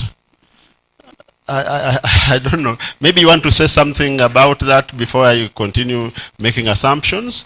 Political ruthlessness, cunning and ruthlessness. vis-a-vis, and actually the sexual compromises that are made in the other novel, because you know, they want papers from immigration officers. How would you look at those vis-a-vis the kind of moral pedestal that we would expect of in the battle against patriarchy? Because patriarchy is, you know, it's not such a good thing. It should be challenged. Okay, but some of the sins of patriarchy is oppression, oppression of the man. And do we want political ruthlessness of Nabulia to replace it? Would we have moved? Or? Well, I base on Nabulia's ruthlessness as my anchor to analyze women's agency for power. And of course, the omniscient narrator through Chintu tells us that Nabulia was ruthlessly ambitious, and that is highlighted in her actions that she uses to subvert patriarchy. They are the ones that conventionally would not be, well, a society that expects, Naimeka calls it a sweet mother, and I think Adrian Rich somewhere calls it institutionalized motherhood, where they would not expect a woman to act selfishly. But we see that in Nabulia doing it in her actions, which I define as ruthless. For instance, she discerning that her weak son, Namugala, would be overthrown by sons of other women other than her, she sacrifices one son and then ends up ruling. Is sacrifices the right word in this case? Or maybe sidelines? Sidelines, the Namugala, and then promotes Chavagu. So conventionally, it's patriarchal expectation of a sweet mother would hardly expect a woman to sacrifice her son. But for her, she does that in order to consolidate her power. Because with Namugala being sacrificed, with being sidelined, rather, for her, she remains a Namasole in the kingdom.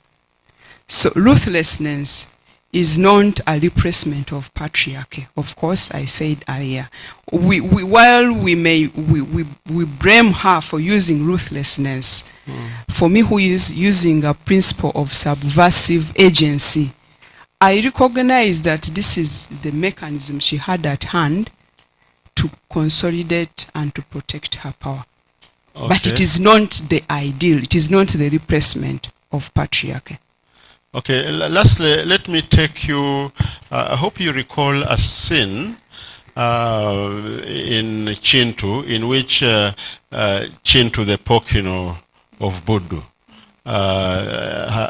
holds conversation with Nanteza. You remember that one? And they're talking about Nabulia, actually. The way she has denied her access to the king.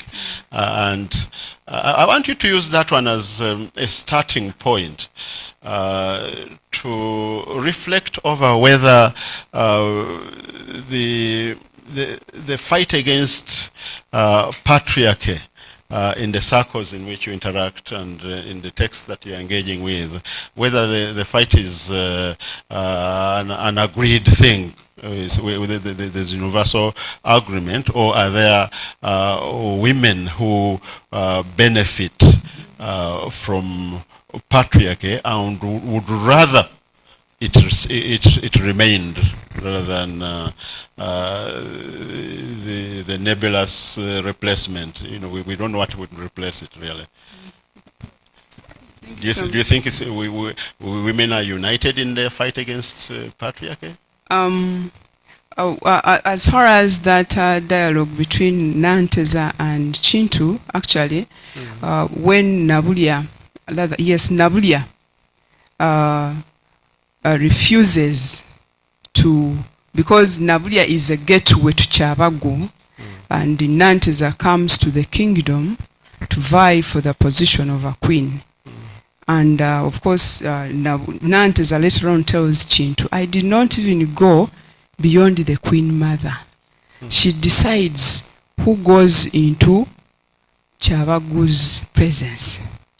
So actually, I read her decisions as exploitation of patriarchy, subversion of the expected female solidarity to promote a woman's agency. And this part, it is Nabulia's agency in particular. Why would you give the food to the neighbors when you also need it? Why? This is my agency. Why should I promote another woman at my expense? Well, egocentrism is key here. And then, who remains in power? Chintu later on tells us that Nanteza was extremely beautiful. Actually, when they give her to him as a Katsan girl, he thinks that she must be a spy that Chavagu has sent to him. And therefore she's like, no, I will not touch you, Nanteza. You're so beautiful. You belong to the hands of the king. When I get a chance to meet the king, I'll introduce you to the king. And when Chintu introduces Nanteza to the king, mentions Nanteza, Chavagu is like, are you sure? Let her come here. She comes before Chavagu's presence, and actually it simply says, I see what you mean. What we know next, Nanteza becomes Chavagu's wife, queen, and she later on gives the kingdom to kings. So this is a woman, Nabulia here, in barring Nanteza from getting to the king. I read her ability to discern that this one is my political opponent. Remember, her role as a queen mother and then the relationship she has with the king is relational.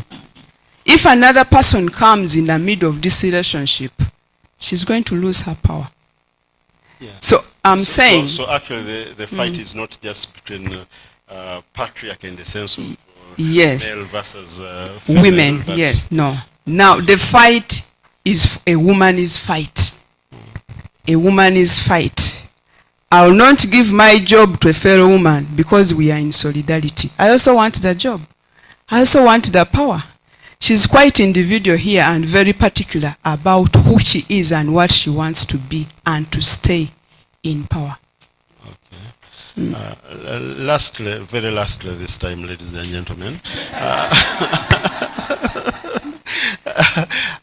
talking about agency. You seem to talk about it as if it is one monolithic notion. But when I read through your work, I discern a difference between how diaspora agency differs from home-based agency. With one, the home, the diaspora agency benefiting from freedom from traditional norms, while while at the same time is constrained by racism. This is something maybe that you could look at a little further and see that when you're talking about agency, you break it down a little more. I engage with it a bit in my report, but there's no time to engage at length with it now. But I thought I would point it out. Thank you very much, Professor. Okay. Thank you very much, Chair, and apologies for extending.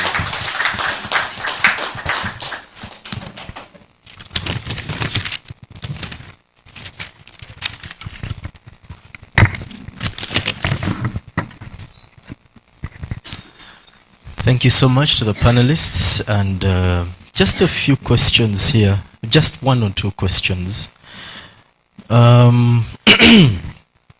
So you've worked with Obi, that name, Naimeka. I think I'm better with that one. Obioma Naimeka, yes. So considering what you say about your theory and how you've approached these texts, what maybe I want to say, how does your work extend Naimeka's theoretical perspectives on agency and Negro feminism? And maybe what I'm asking here is there anything that your work does to contribute to the theory or to contribute to what Naimeka has said? That's one question. The other question for me is, I like the way you think about agency, but what always is the source of this agency? Does something trigger it, or does it come from the woman? Is it because, you know, and I think Professor Chimba said something about it, I think same with Dr. Chiguli. Is it that they have to respond to certain things? So is it the environments that force them to become agents of their own personhood and womanhood and whatever? Or is it something that is innately within them? And then finally, I want to ask if this is good work. I must say, it's really good work. I am not going to beat about the bush in that regard. And we know that there is a problem currently with our syllabi, both at O and A level, and how women are put at the sidelines. They're at the margins. And so I think currently there's only Mary Karuro Kurut on our secondary school syllabi. My question here is, do you think this work can help people who make certain choices also make choices about women's writing, and probably texts that really put women at the center of their stories and plots? Maybe what I'm thinking here is, how would this work influence policy in Uganda, especially when it comes to the gender issues in this country? And who would you actually reach out to in this regard? May I say that I ask this also because as a PhD student, you're required to do a policy brief. Thank you. When you're done with that, we will move to the next stage. Thank you so much, Dr. Isaac Tibasima. Is agency inherent or responsive? Actually, the agency in this study, agency can be inherent. Personally, who is naturally assertive, pushing herself or himself, it can be inherent. That ability to make a decision, the ability to implement that decision, the ability to challenge structures, it can be inherent. However, in my study, largely, women's agency is responsive. It is contextual and relational. It is driven by what is happening. And of course, when somebody feels victimized, he wants to come up and assert herself. If she's victimized, if she doesn't have basics for life, for instance, Aganith and Rune in the exile context, she's forced to assert her agency, to do something, to make decisions that respond to that particular context. So yes, agency is context specific. That's why it varies, and that's why I do across national reading of women's representation as far as their agency is concerned, because the different societies have different kind of constraints in them, and these women, even their response sometimes is different to those constraints. Then the second one, does my study contribute to Naimeka's Negro feminism? Namiyingo proposes feminism as a mechanism for women within African social-cultural contexts. African social-cultural contexts.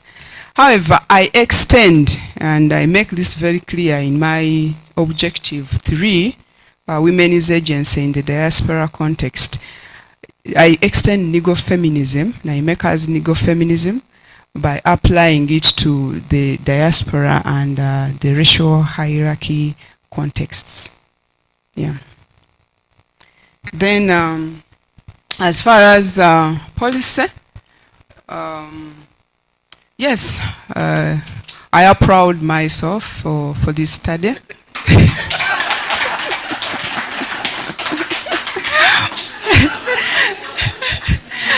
Because yeah, women's agency,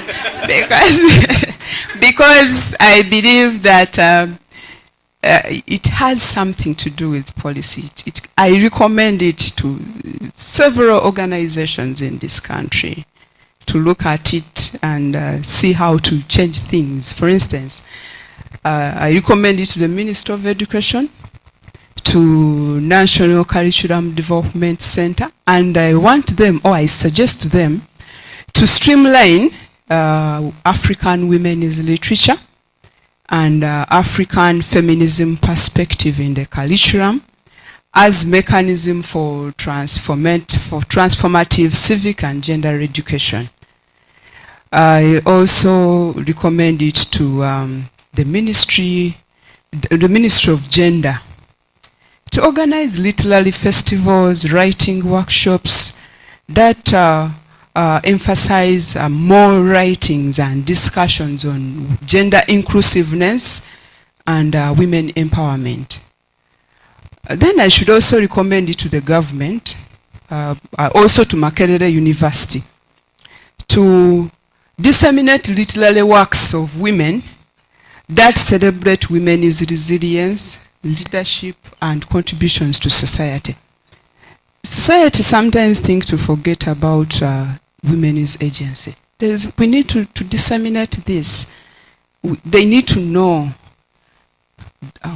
these abilities of women, and our government can do it in several ways, as it does with other things that it is interested in. This one, I would suggest to interest the government with this.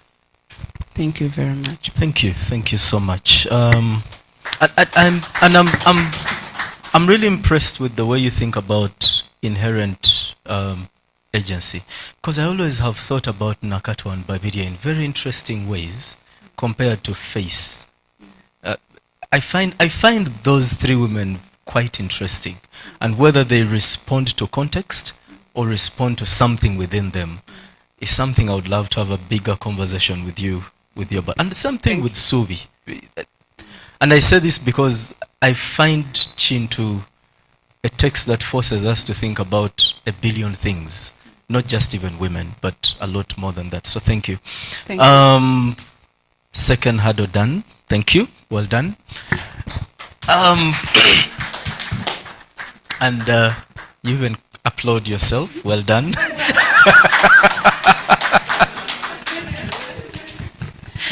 So this is the time that we will invite the public to ask their questions. Anyone, we will start with the online audience. If there is anyone who would like to ask a question, please raise your arm.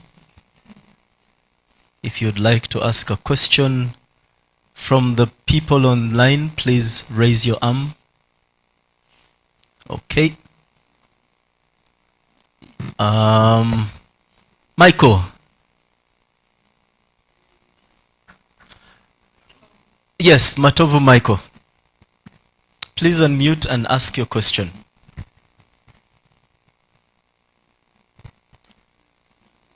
Mr. Matovu Michael, okay. Okay.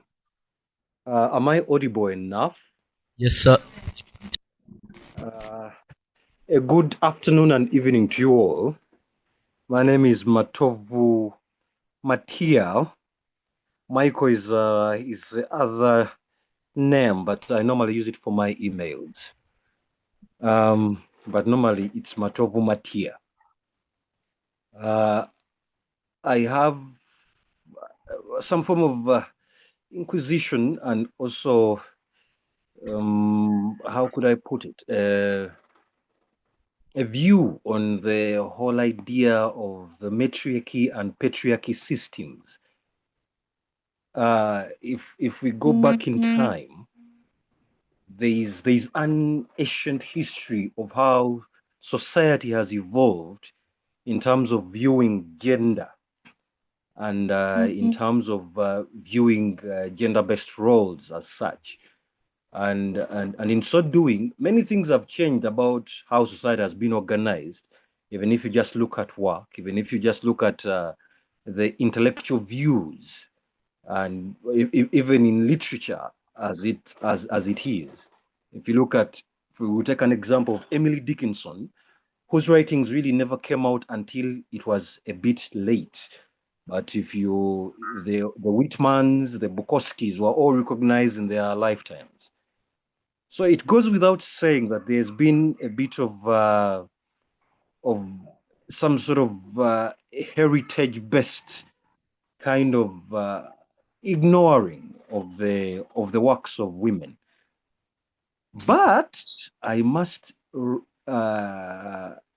insist that, like two sides of the same coin, the two are meant and designed to be the way they are. Just like one has the left brain, which is the analytical brain, and then there you also have the right brain, which is the intuitive, artistic brain. Michael, And in so doing, yes. Please ask your question. Okay, no. Oh, sorry, I was trying to build a case, but Please the case is this: we cannot do without the balance between the matriarchy and the patriarchal systems. And my question then becomes that what would be the harmonious kind of perspective that should be taken into consideration regarding how the two should move together in this day and age of social engineering as it is, and how policies can be framed that we have less disharmonic relations between the two, both intellectually, or be it in artistic forms or in familial terms, and have those things instituted and have all our social programs harmonize, that the two, like your brain, can exist in a harmonious rhythm. Thank you very much. Dr. Luelkela, your question, please, just your question. Thank you very much, Chair, and congratulations to my younger sister, Julian. I realized that a lot of things that I wanted to comment on have been touched on, but actually I posted my question in the conversation, and I wanted some clarification on the point that Julian was making about complementarity, which is very important.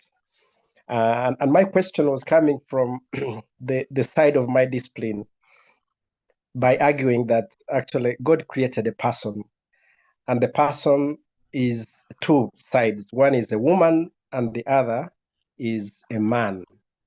And so my very simple question is, when we talk about the agency part of it, which is actually the political side of the relationships that we experience, I think, in real life, according to Julian, which of the two sides of a person called a woman actually performs the agency, between the woman that God created and the woman that has been created by society, which we call the female? So between the woman and the female, who actually performs the agency? Thank you. Julian, you could answer those.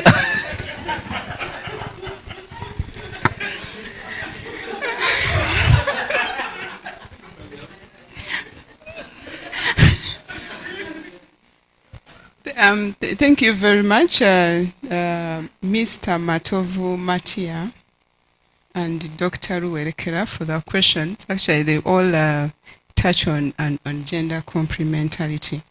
I thank you so much, Mr. Matovu, for acknowledging the fact that the two genders need one another. We need to coexist, and it should not be something that is forced onto us. That is the reality. It is innate, quite innate. Unfortunately, society tries to subvert it. Wow.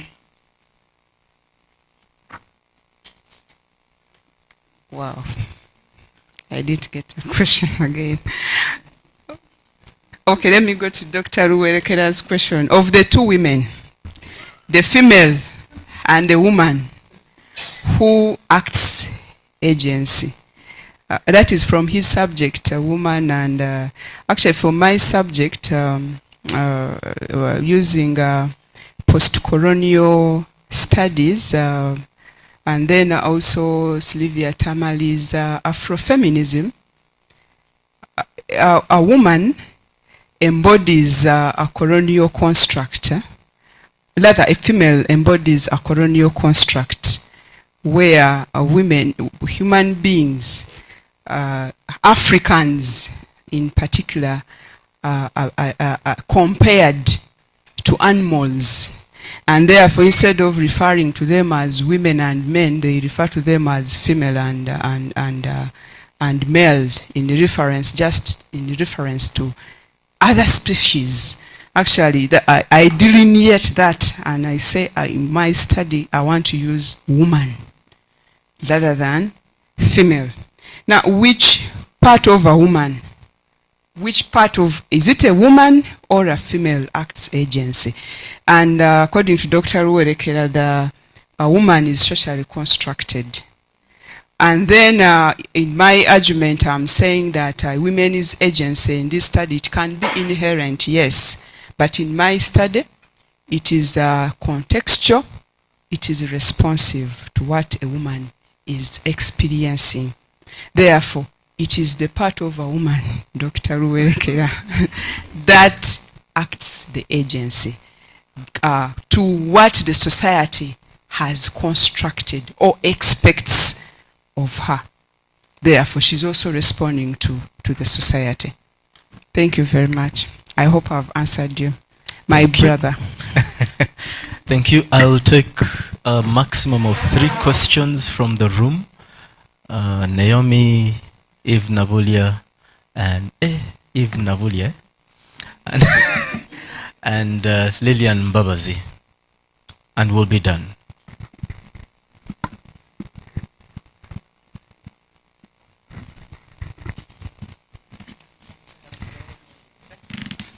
Yes, thank you very much. Congratulations, Julian, for putting up such a spirited fight. Thank you. You know, we in the literature field, we study the human condition, research on the human condition, and actually generate insights on, you know, how to better our lives by studying hypothetical worlds in fiction. So what are those, at least 2 or 1 insights that you think emanate from your study that can inform decisions, but also what comes out of your study that you think can help us to improve contemporary issues, maybe gender issues, maybe other issues in Uganda? Thank you. From my findings, what can we pick to better Uganda? I think I'm going to sound a bit repetitive, but one of them is to recognize the strength of each other.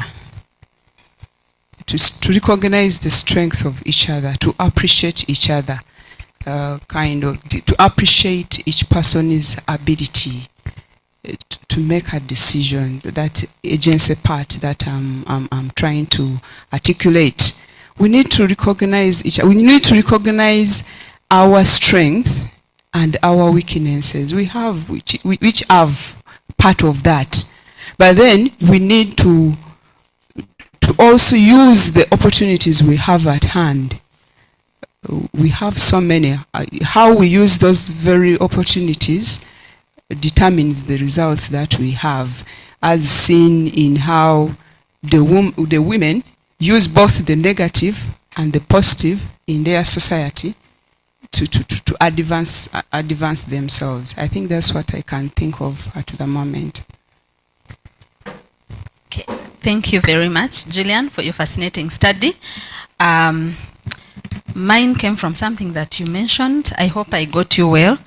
You said sex victimizes a woman. Would you like to throw more light on how that happens? Thank you. Thank you. I talked about that in my objective 2, women's agency in the exile context. I think I didn't say sex. All sex does not victimize a woman. It depends on which sex. Some sex empowers a woman. But then, sex under constraint. For instance, the case of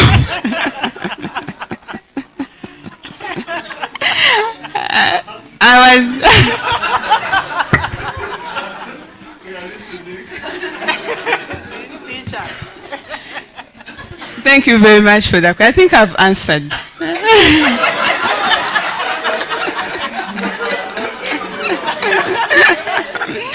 For instance, sex in marriage empowers both a woman and a man. It empowers. It does not victimize, though in some circumstances it may victimize, depending on how it has been asked. But I was saying that a demand for sex, demanding it from a woman who is already victimized by the exile environment, without any alternative, it's a demand. It victimizes her doubly. And I read the agency of this woman by the decision to engage in it for the results that she's going to get in it, and some even for the benefit of her family members. Yes, thank you.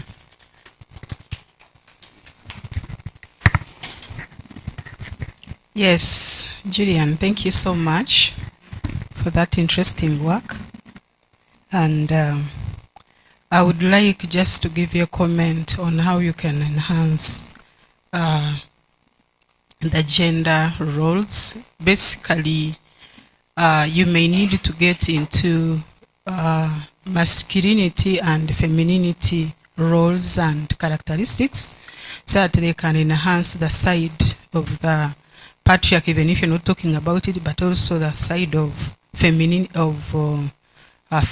because we find that the society constructs whatever it constructs, but what is the reality?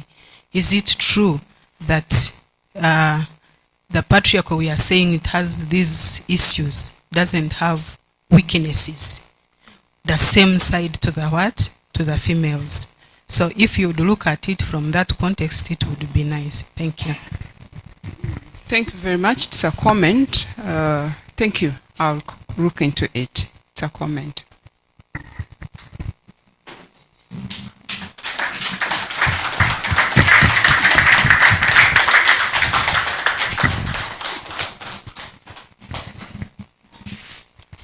Thank you. Now I know the Chinwezu scholars in this room. Anatomy of female power.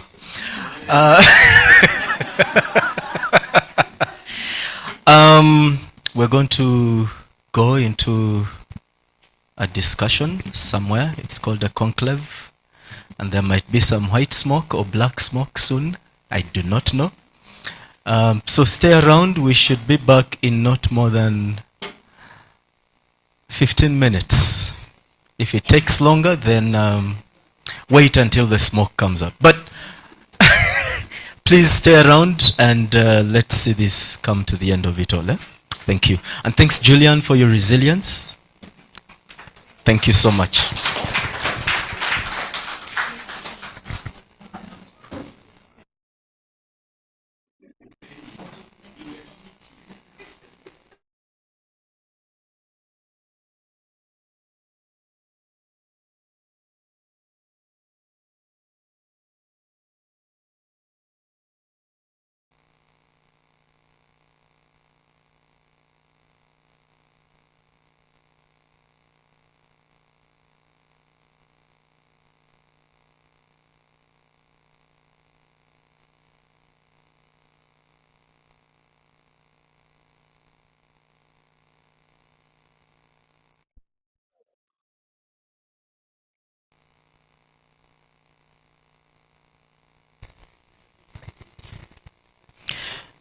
Okay, thank you for staying.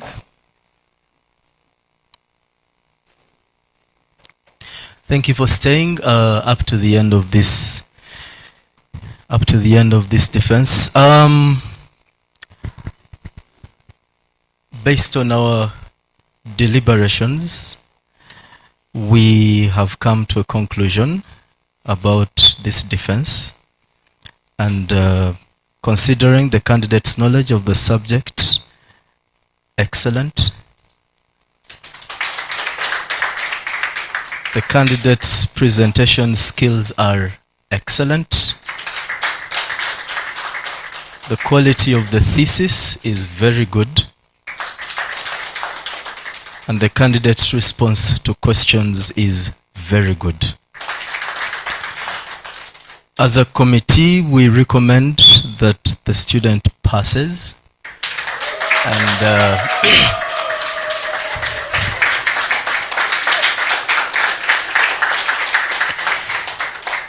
and like I always say, Julian, welcome to this side of the river.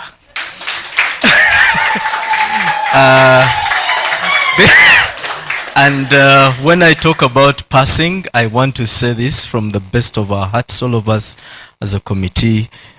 The quality of your work, the quality of your presentation, the quality of your defense earns you what my Doctor of Supervisor calls a PhD summa cum laude. It's an extremely excellent piece of work. So we will recommend your name to the Directorate of Graduate Studies to be added to the list of people to be awarded the degree of Doctor of Philosophy in Literature. You will be required to submit 3 monographs to the principal's office, and there is a list for submission that you need to submit. If you want to graduate in February, please make sure that this is done by December 31st. So you have that period of time. The corrections in your work are going to be overseen by Professor Dominica Dipio and Professor Edgar Nabutanyi. So we hope that you'll be ready to submit your work. There are specific areas for improvement that you're going to be provided with from the registrar's office, so please make sure that you attend to each and every one of them. Some of them are about tightening certain concepts and how you've presented them. Some of them are really editorial issues that you need to really work on, and some of them are just your awareness of fiction that has dealt with the issues that you're dealing with prior to 2000. The year 2000, yes. So we need to see that awareness, and you can write to show that you are aware of these ideas. I must say, from the best of our hearts, from the Department of Literature, we are proud of you, and we are glad that you have joined the seat of SK. What do I say this time?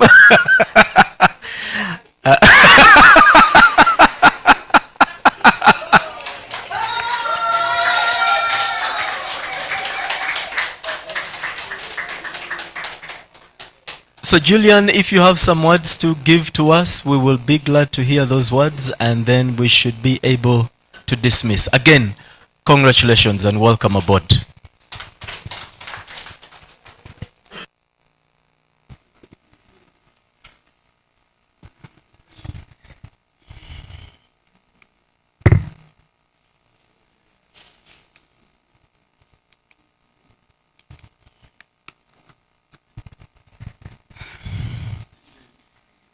Thank you very much.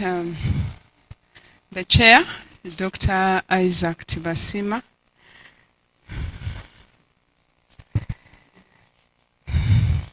I'm a bit speechless.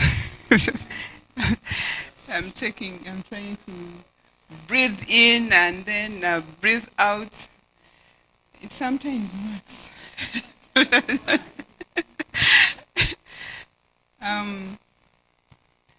I'm extremely happy for today. I'm trying to imagine how the day started and how I am now, I can't compare the two.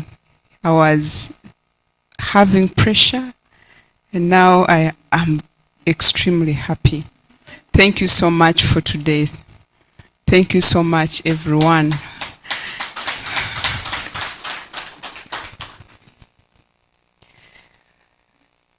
Allow me to convey my acknowledgement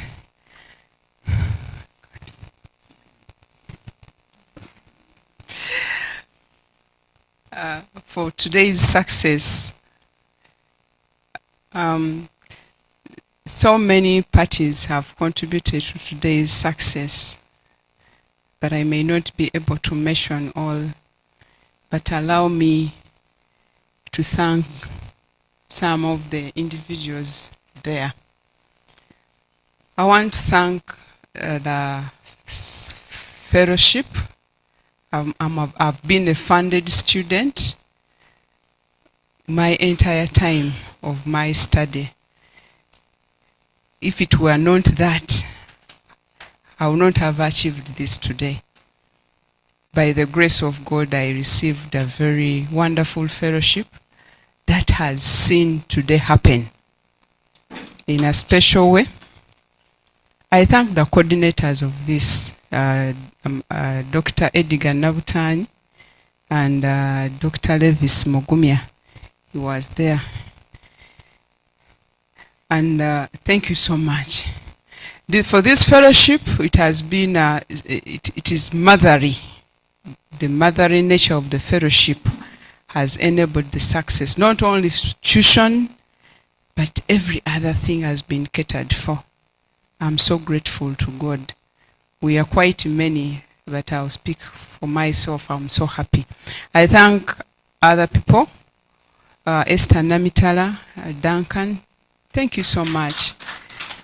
And thank you so much for being there for us, for motivating us in so many ways that we may not be able to delineate today. I thank my supervisors. I don't know what to say.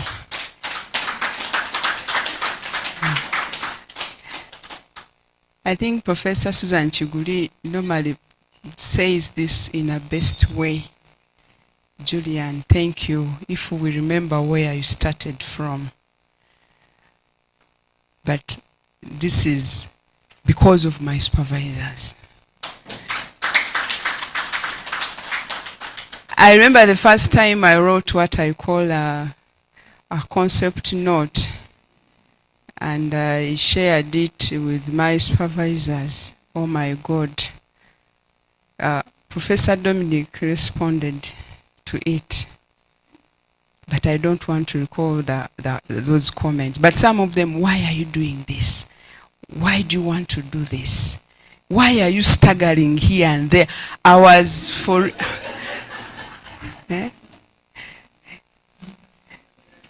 I was a staggering hen everywhere, in every field. I'm in novels, I'm in film adapted. I was everywhere. And the response was so beautiful because it was so immediate. That's one thing that I really appreciate with my supervisors. For today, I'm able to deliver this because I've been supervised well. I've been supervised with love and care.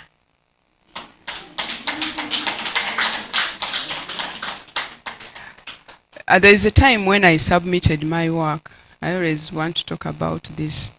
I submitted it at around 6 a.m.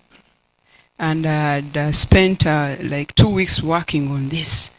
When I submitted, I like my hair so much. And after submitting the work, I said, oh, now I am going to the salon. So I'm going to pamper myself. So I submit it at around 6 a.m. I do some few things. By 8 a.m., I come back to my phone I want to call someone, and then the message pops up, my comments. I could not believe it. And that is how we have been. You submit work today, expect comments in a week, in days, a week, but not more than a month. So I have been supervised well. And I'm grateful to God. I thank you so much, my supervisors, Professor Dipio and Professor Nabutanyi. Thank you. Thank you for mentoring me. I think when something good is done to you, you ought to give back. I think I'll be that. I'll be also good because you have been so good to me. There's a time when sister actually asked you, why you look so dehydrated? But are you eating? Are you eating? I was eating, but maybe I was not eating right. So what I'm saying is, someone comments on your work, but also takes care of your entire well-being. And because these people are colleagues, I'm not going to say that because I'm their colleague. It is because they are good. And may God bless you for that. Allow me to thank the colleagues in the Department of Literature. I came to the Department of Literature in 2021. And I started my studies in 2022. Of course, several members in the department have been aware of what I'm studying. And I've been talking to them in different contexts. When you find Professor Bas Chiyimba, you talk about him. And as you are talking, he talks about women, how writers are writing, how women are sidelined. So you're going to read this. I've written about this. So, okay. You meet Professor Susan Chuguli, I don't know, giving me literally her only texts. And Julian, you need to read this. Julian, you need to do this. Julian, you need... And that openness with me, you need to write. If you don't write well, this... I've taken all those advices in good faith. And I thank you. ITK, Dr. Isaac Tibasima, he gives you more books than you need.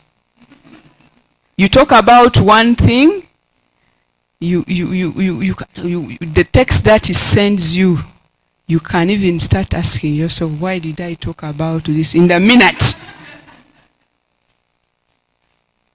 So many. I need to look. Have you looked at this? You need to anchor this in this. Thank you so much. My head of department, she was a mother. I'll never forget the day I submitted my work. She literally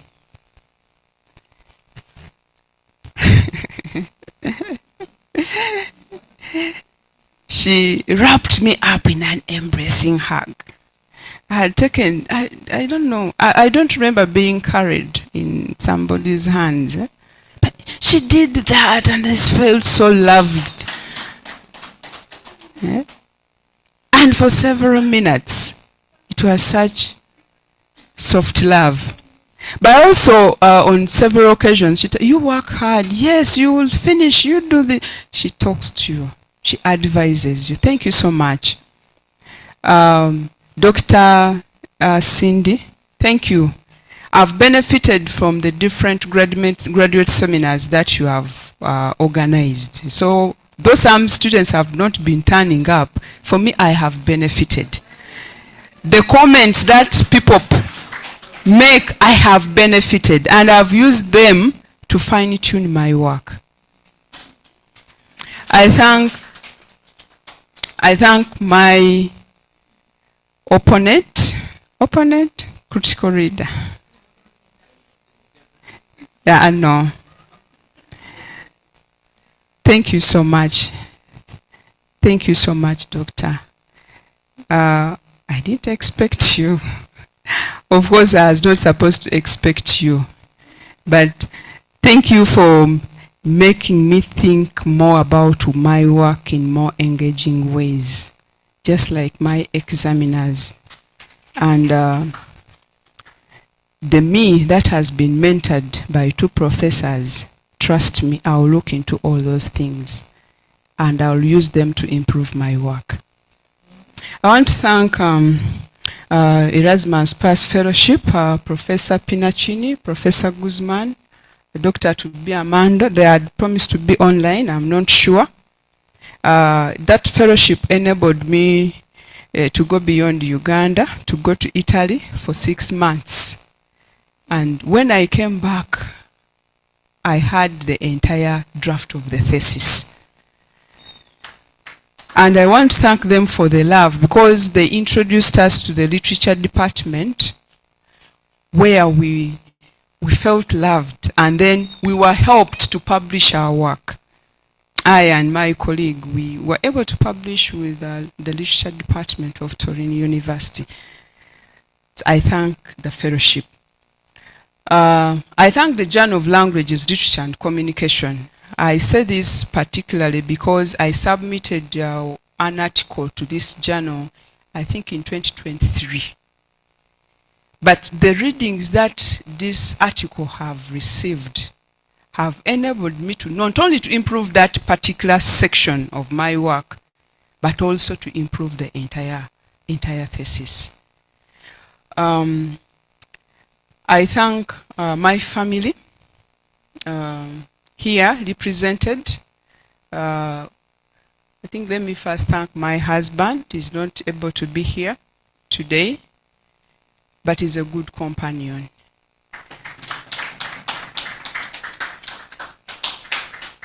He's a good companion. He makes me understand the gender complementarity that I'm talking about. He says, Julian, push hard. I am here. My firstborn is 9 years old, and my acting lastborn is 7 years.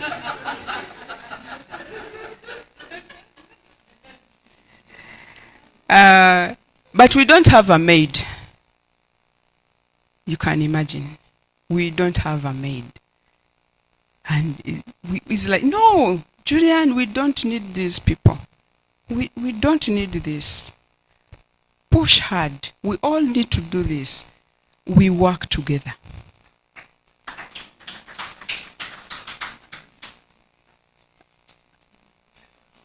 And he's so good. He will make a call. He will do this. He will say, now you stop. You go and have lunch. Do it. I hear you've lost weight. You need to eat. So I thank him. And I thank my sons, my lovely sons. I don't know how many letters these human beings have written me. Mommy, you will make it. Mommy, you are good. Pushing me. Unfortunately, they are at school, though they wanted to attend this. But though young, sons, I'm a mother of sons, but these human beings are good. We work together even at a tender age. Mommy, you want to do that. We are here, we will do this. And we work together. The gender complementarity I'm talking about, I've seen it in my home, and it is possible. I thank my singer. I request her to stand up.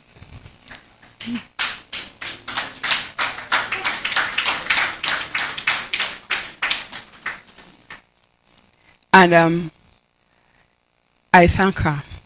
She's my mother. She's my father. She's my singer. She's my friend.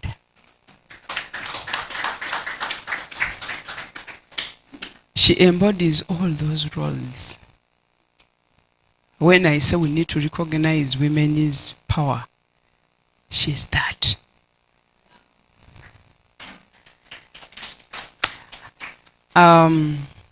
I've never seen my mother, I've never seen my father, But I am not an orphan. And one time she wanted to show me the photos of my mother and father. I said, I don't need them, because I have one in her. I've never been chased away from school because of school fees. Never. And I'm not the only one. We are so many. When I finished my first degree, instead of saying, Julian, congratulations, she said, go and register for a master's degree. And she said, we shall not make a party. We will make a party after your master's degree. Oh my God.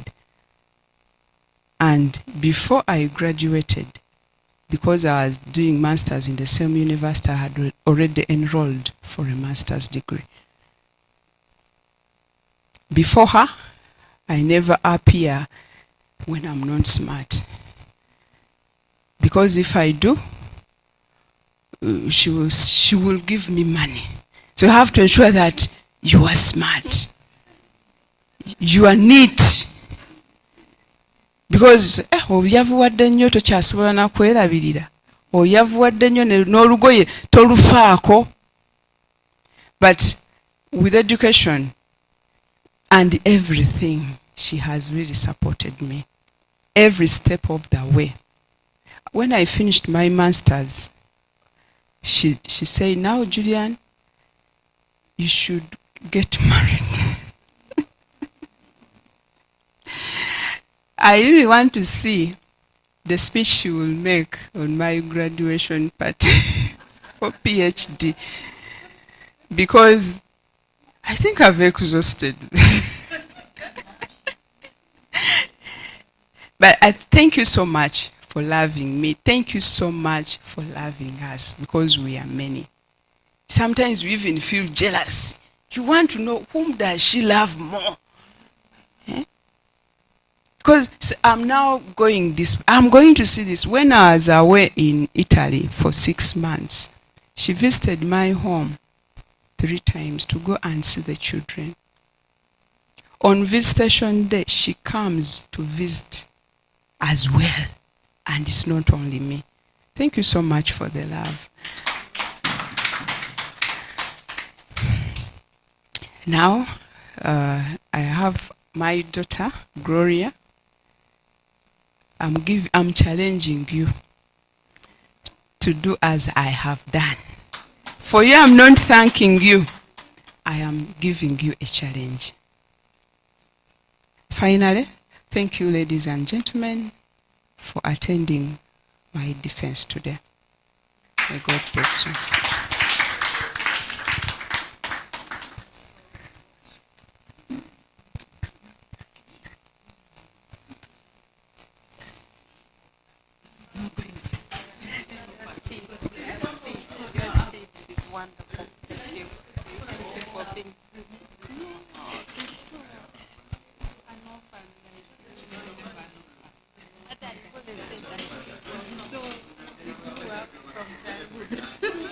An adult, as a child. Thank you.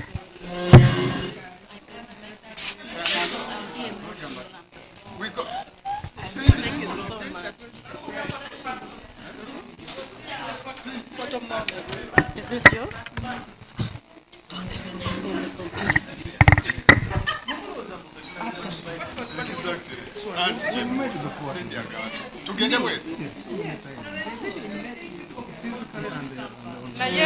But when you use that background, you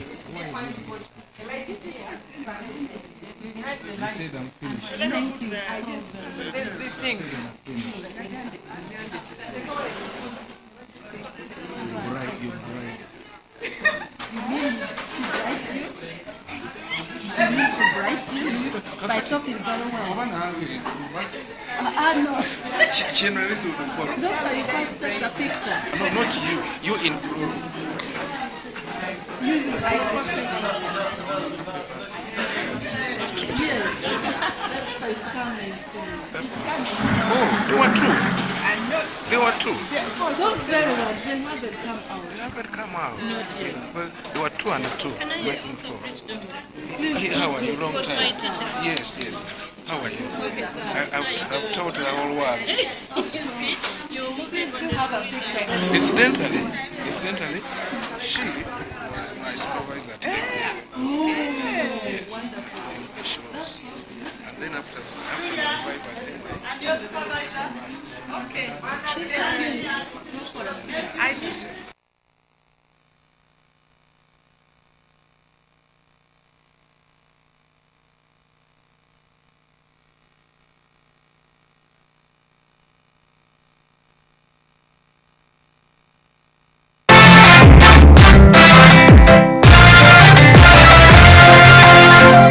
Congratulations, you got a reason to celebrate. My name is Munzir Dale. I'm a professor of electrical engineering and computer science at MIT. The partnership that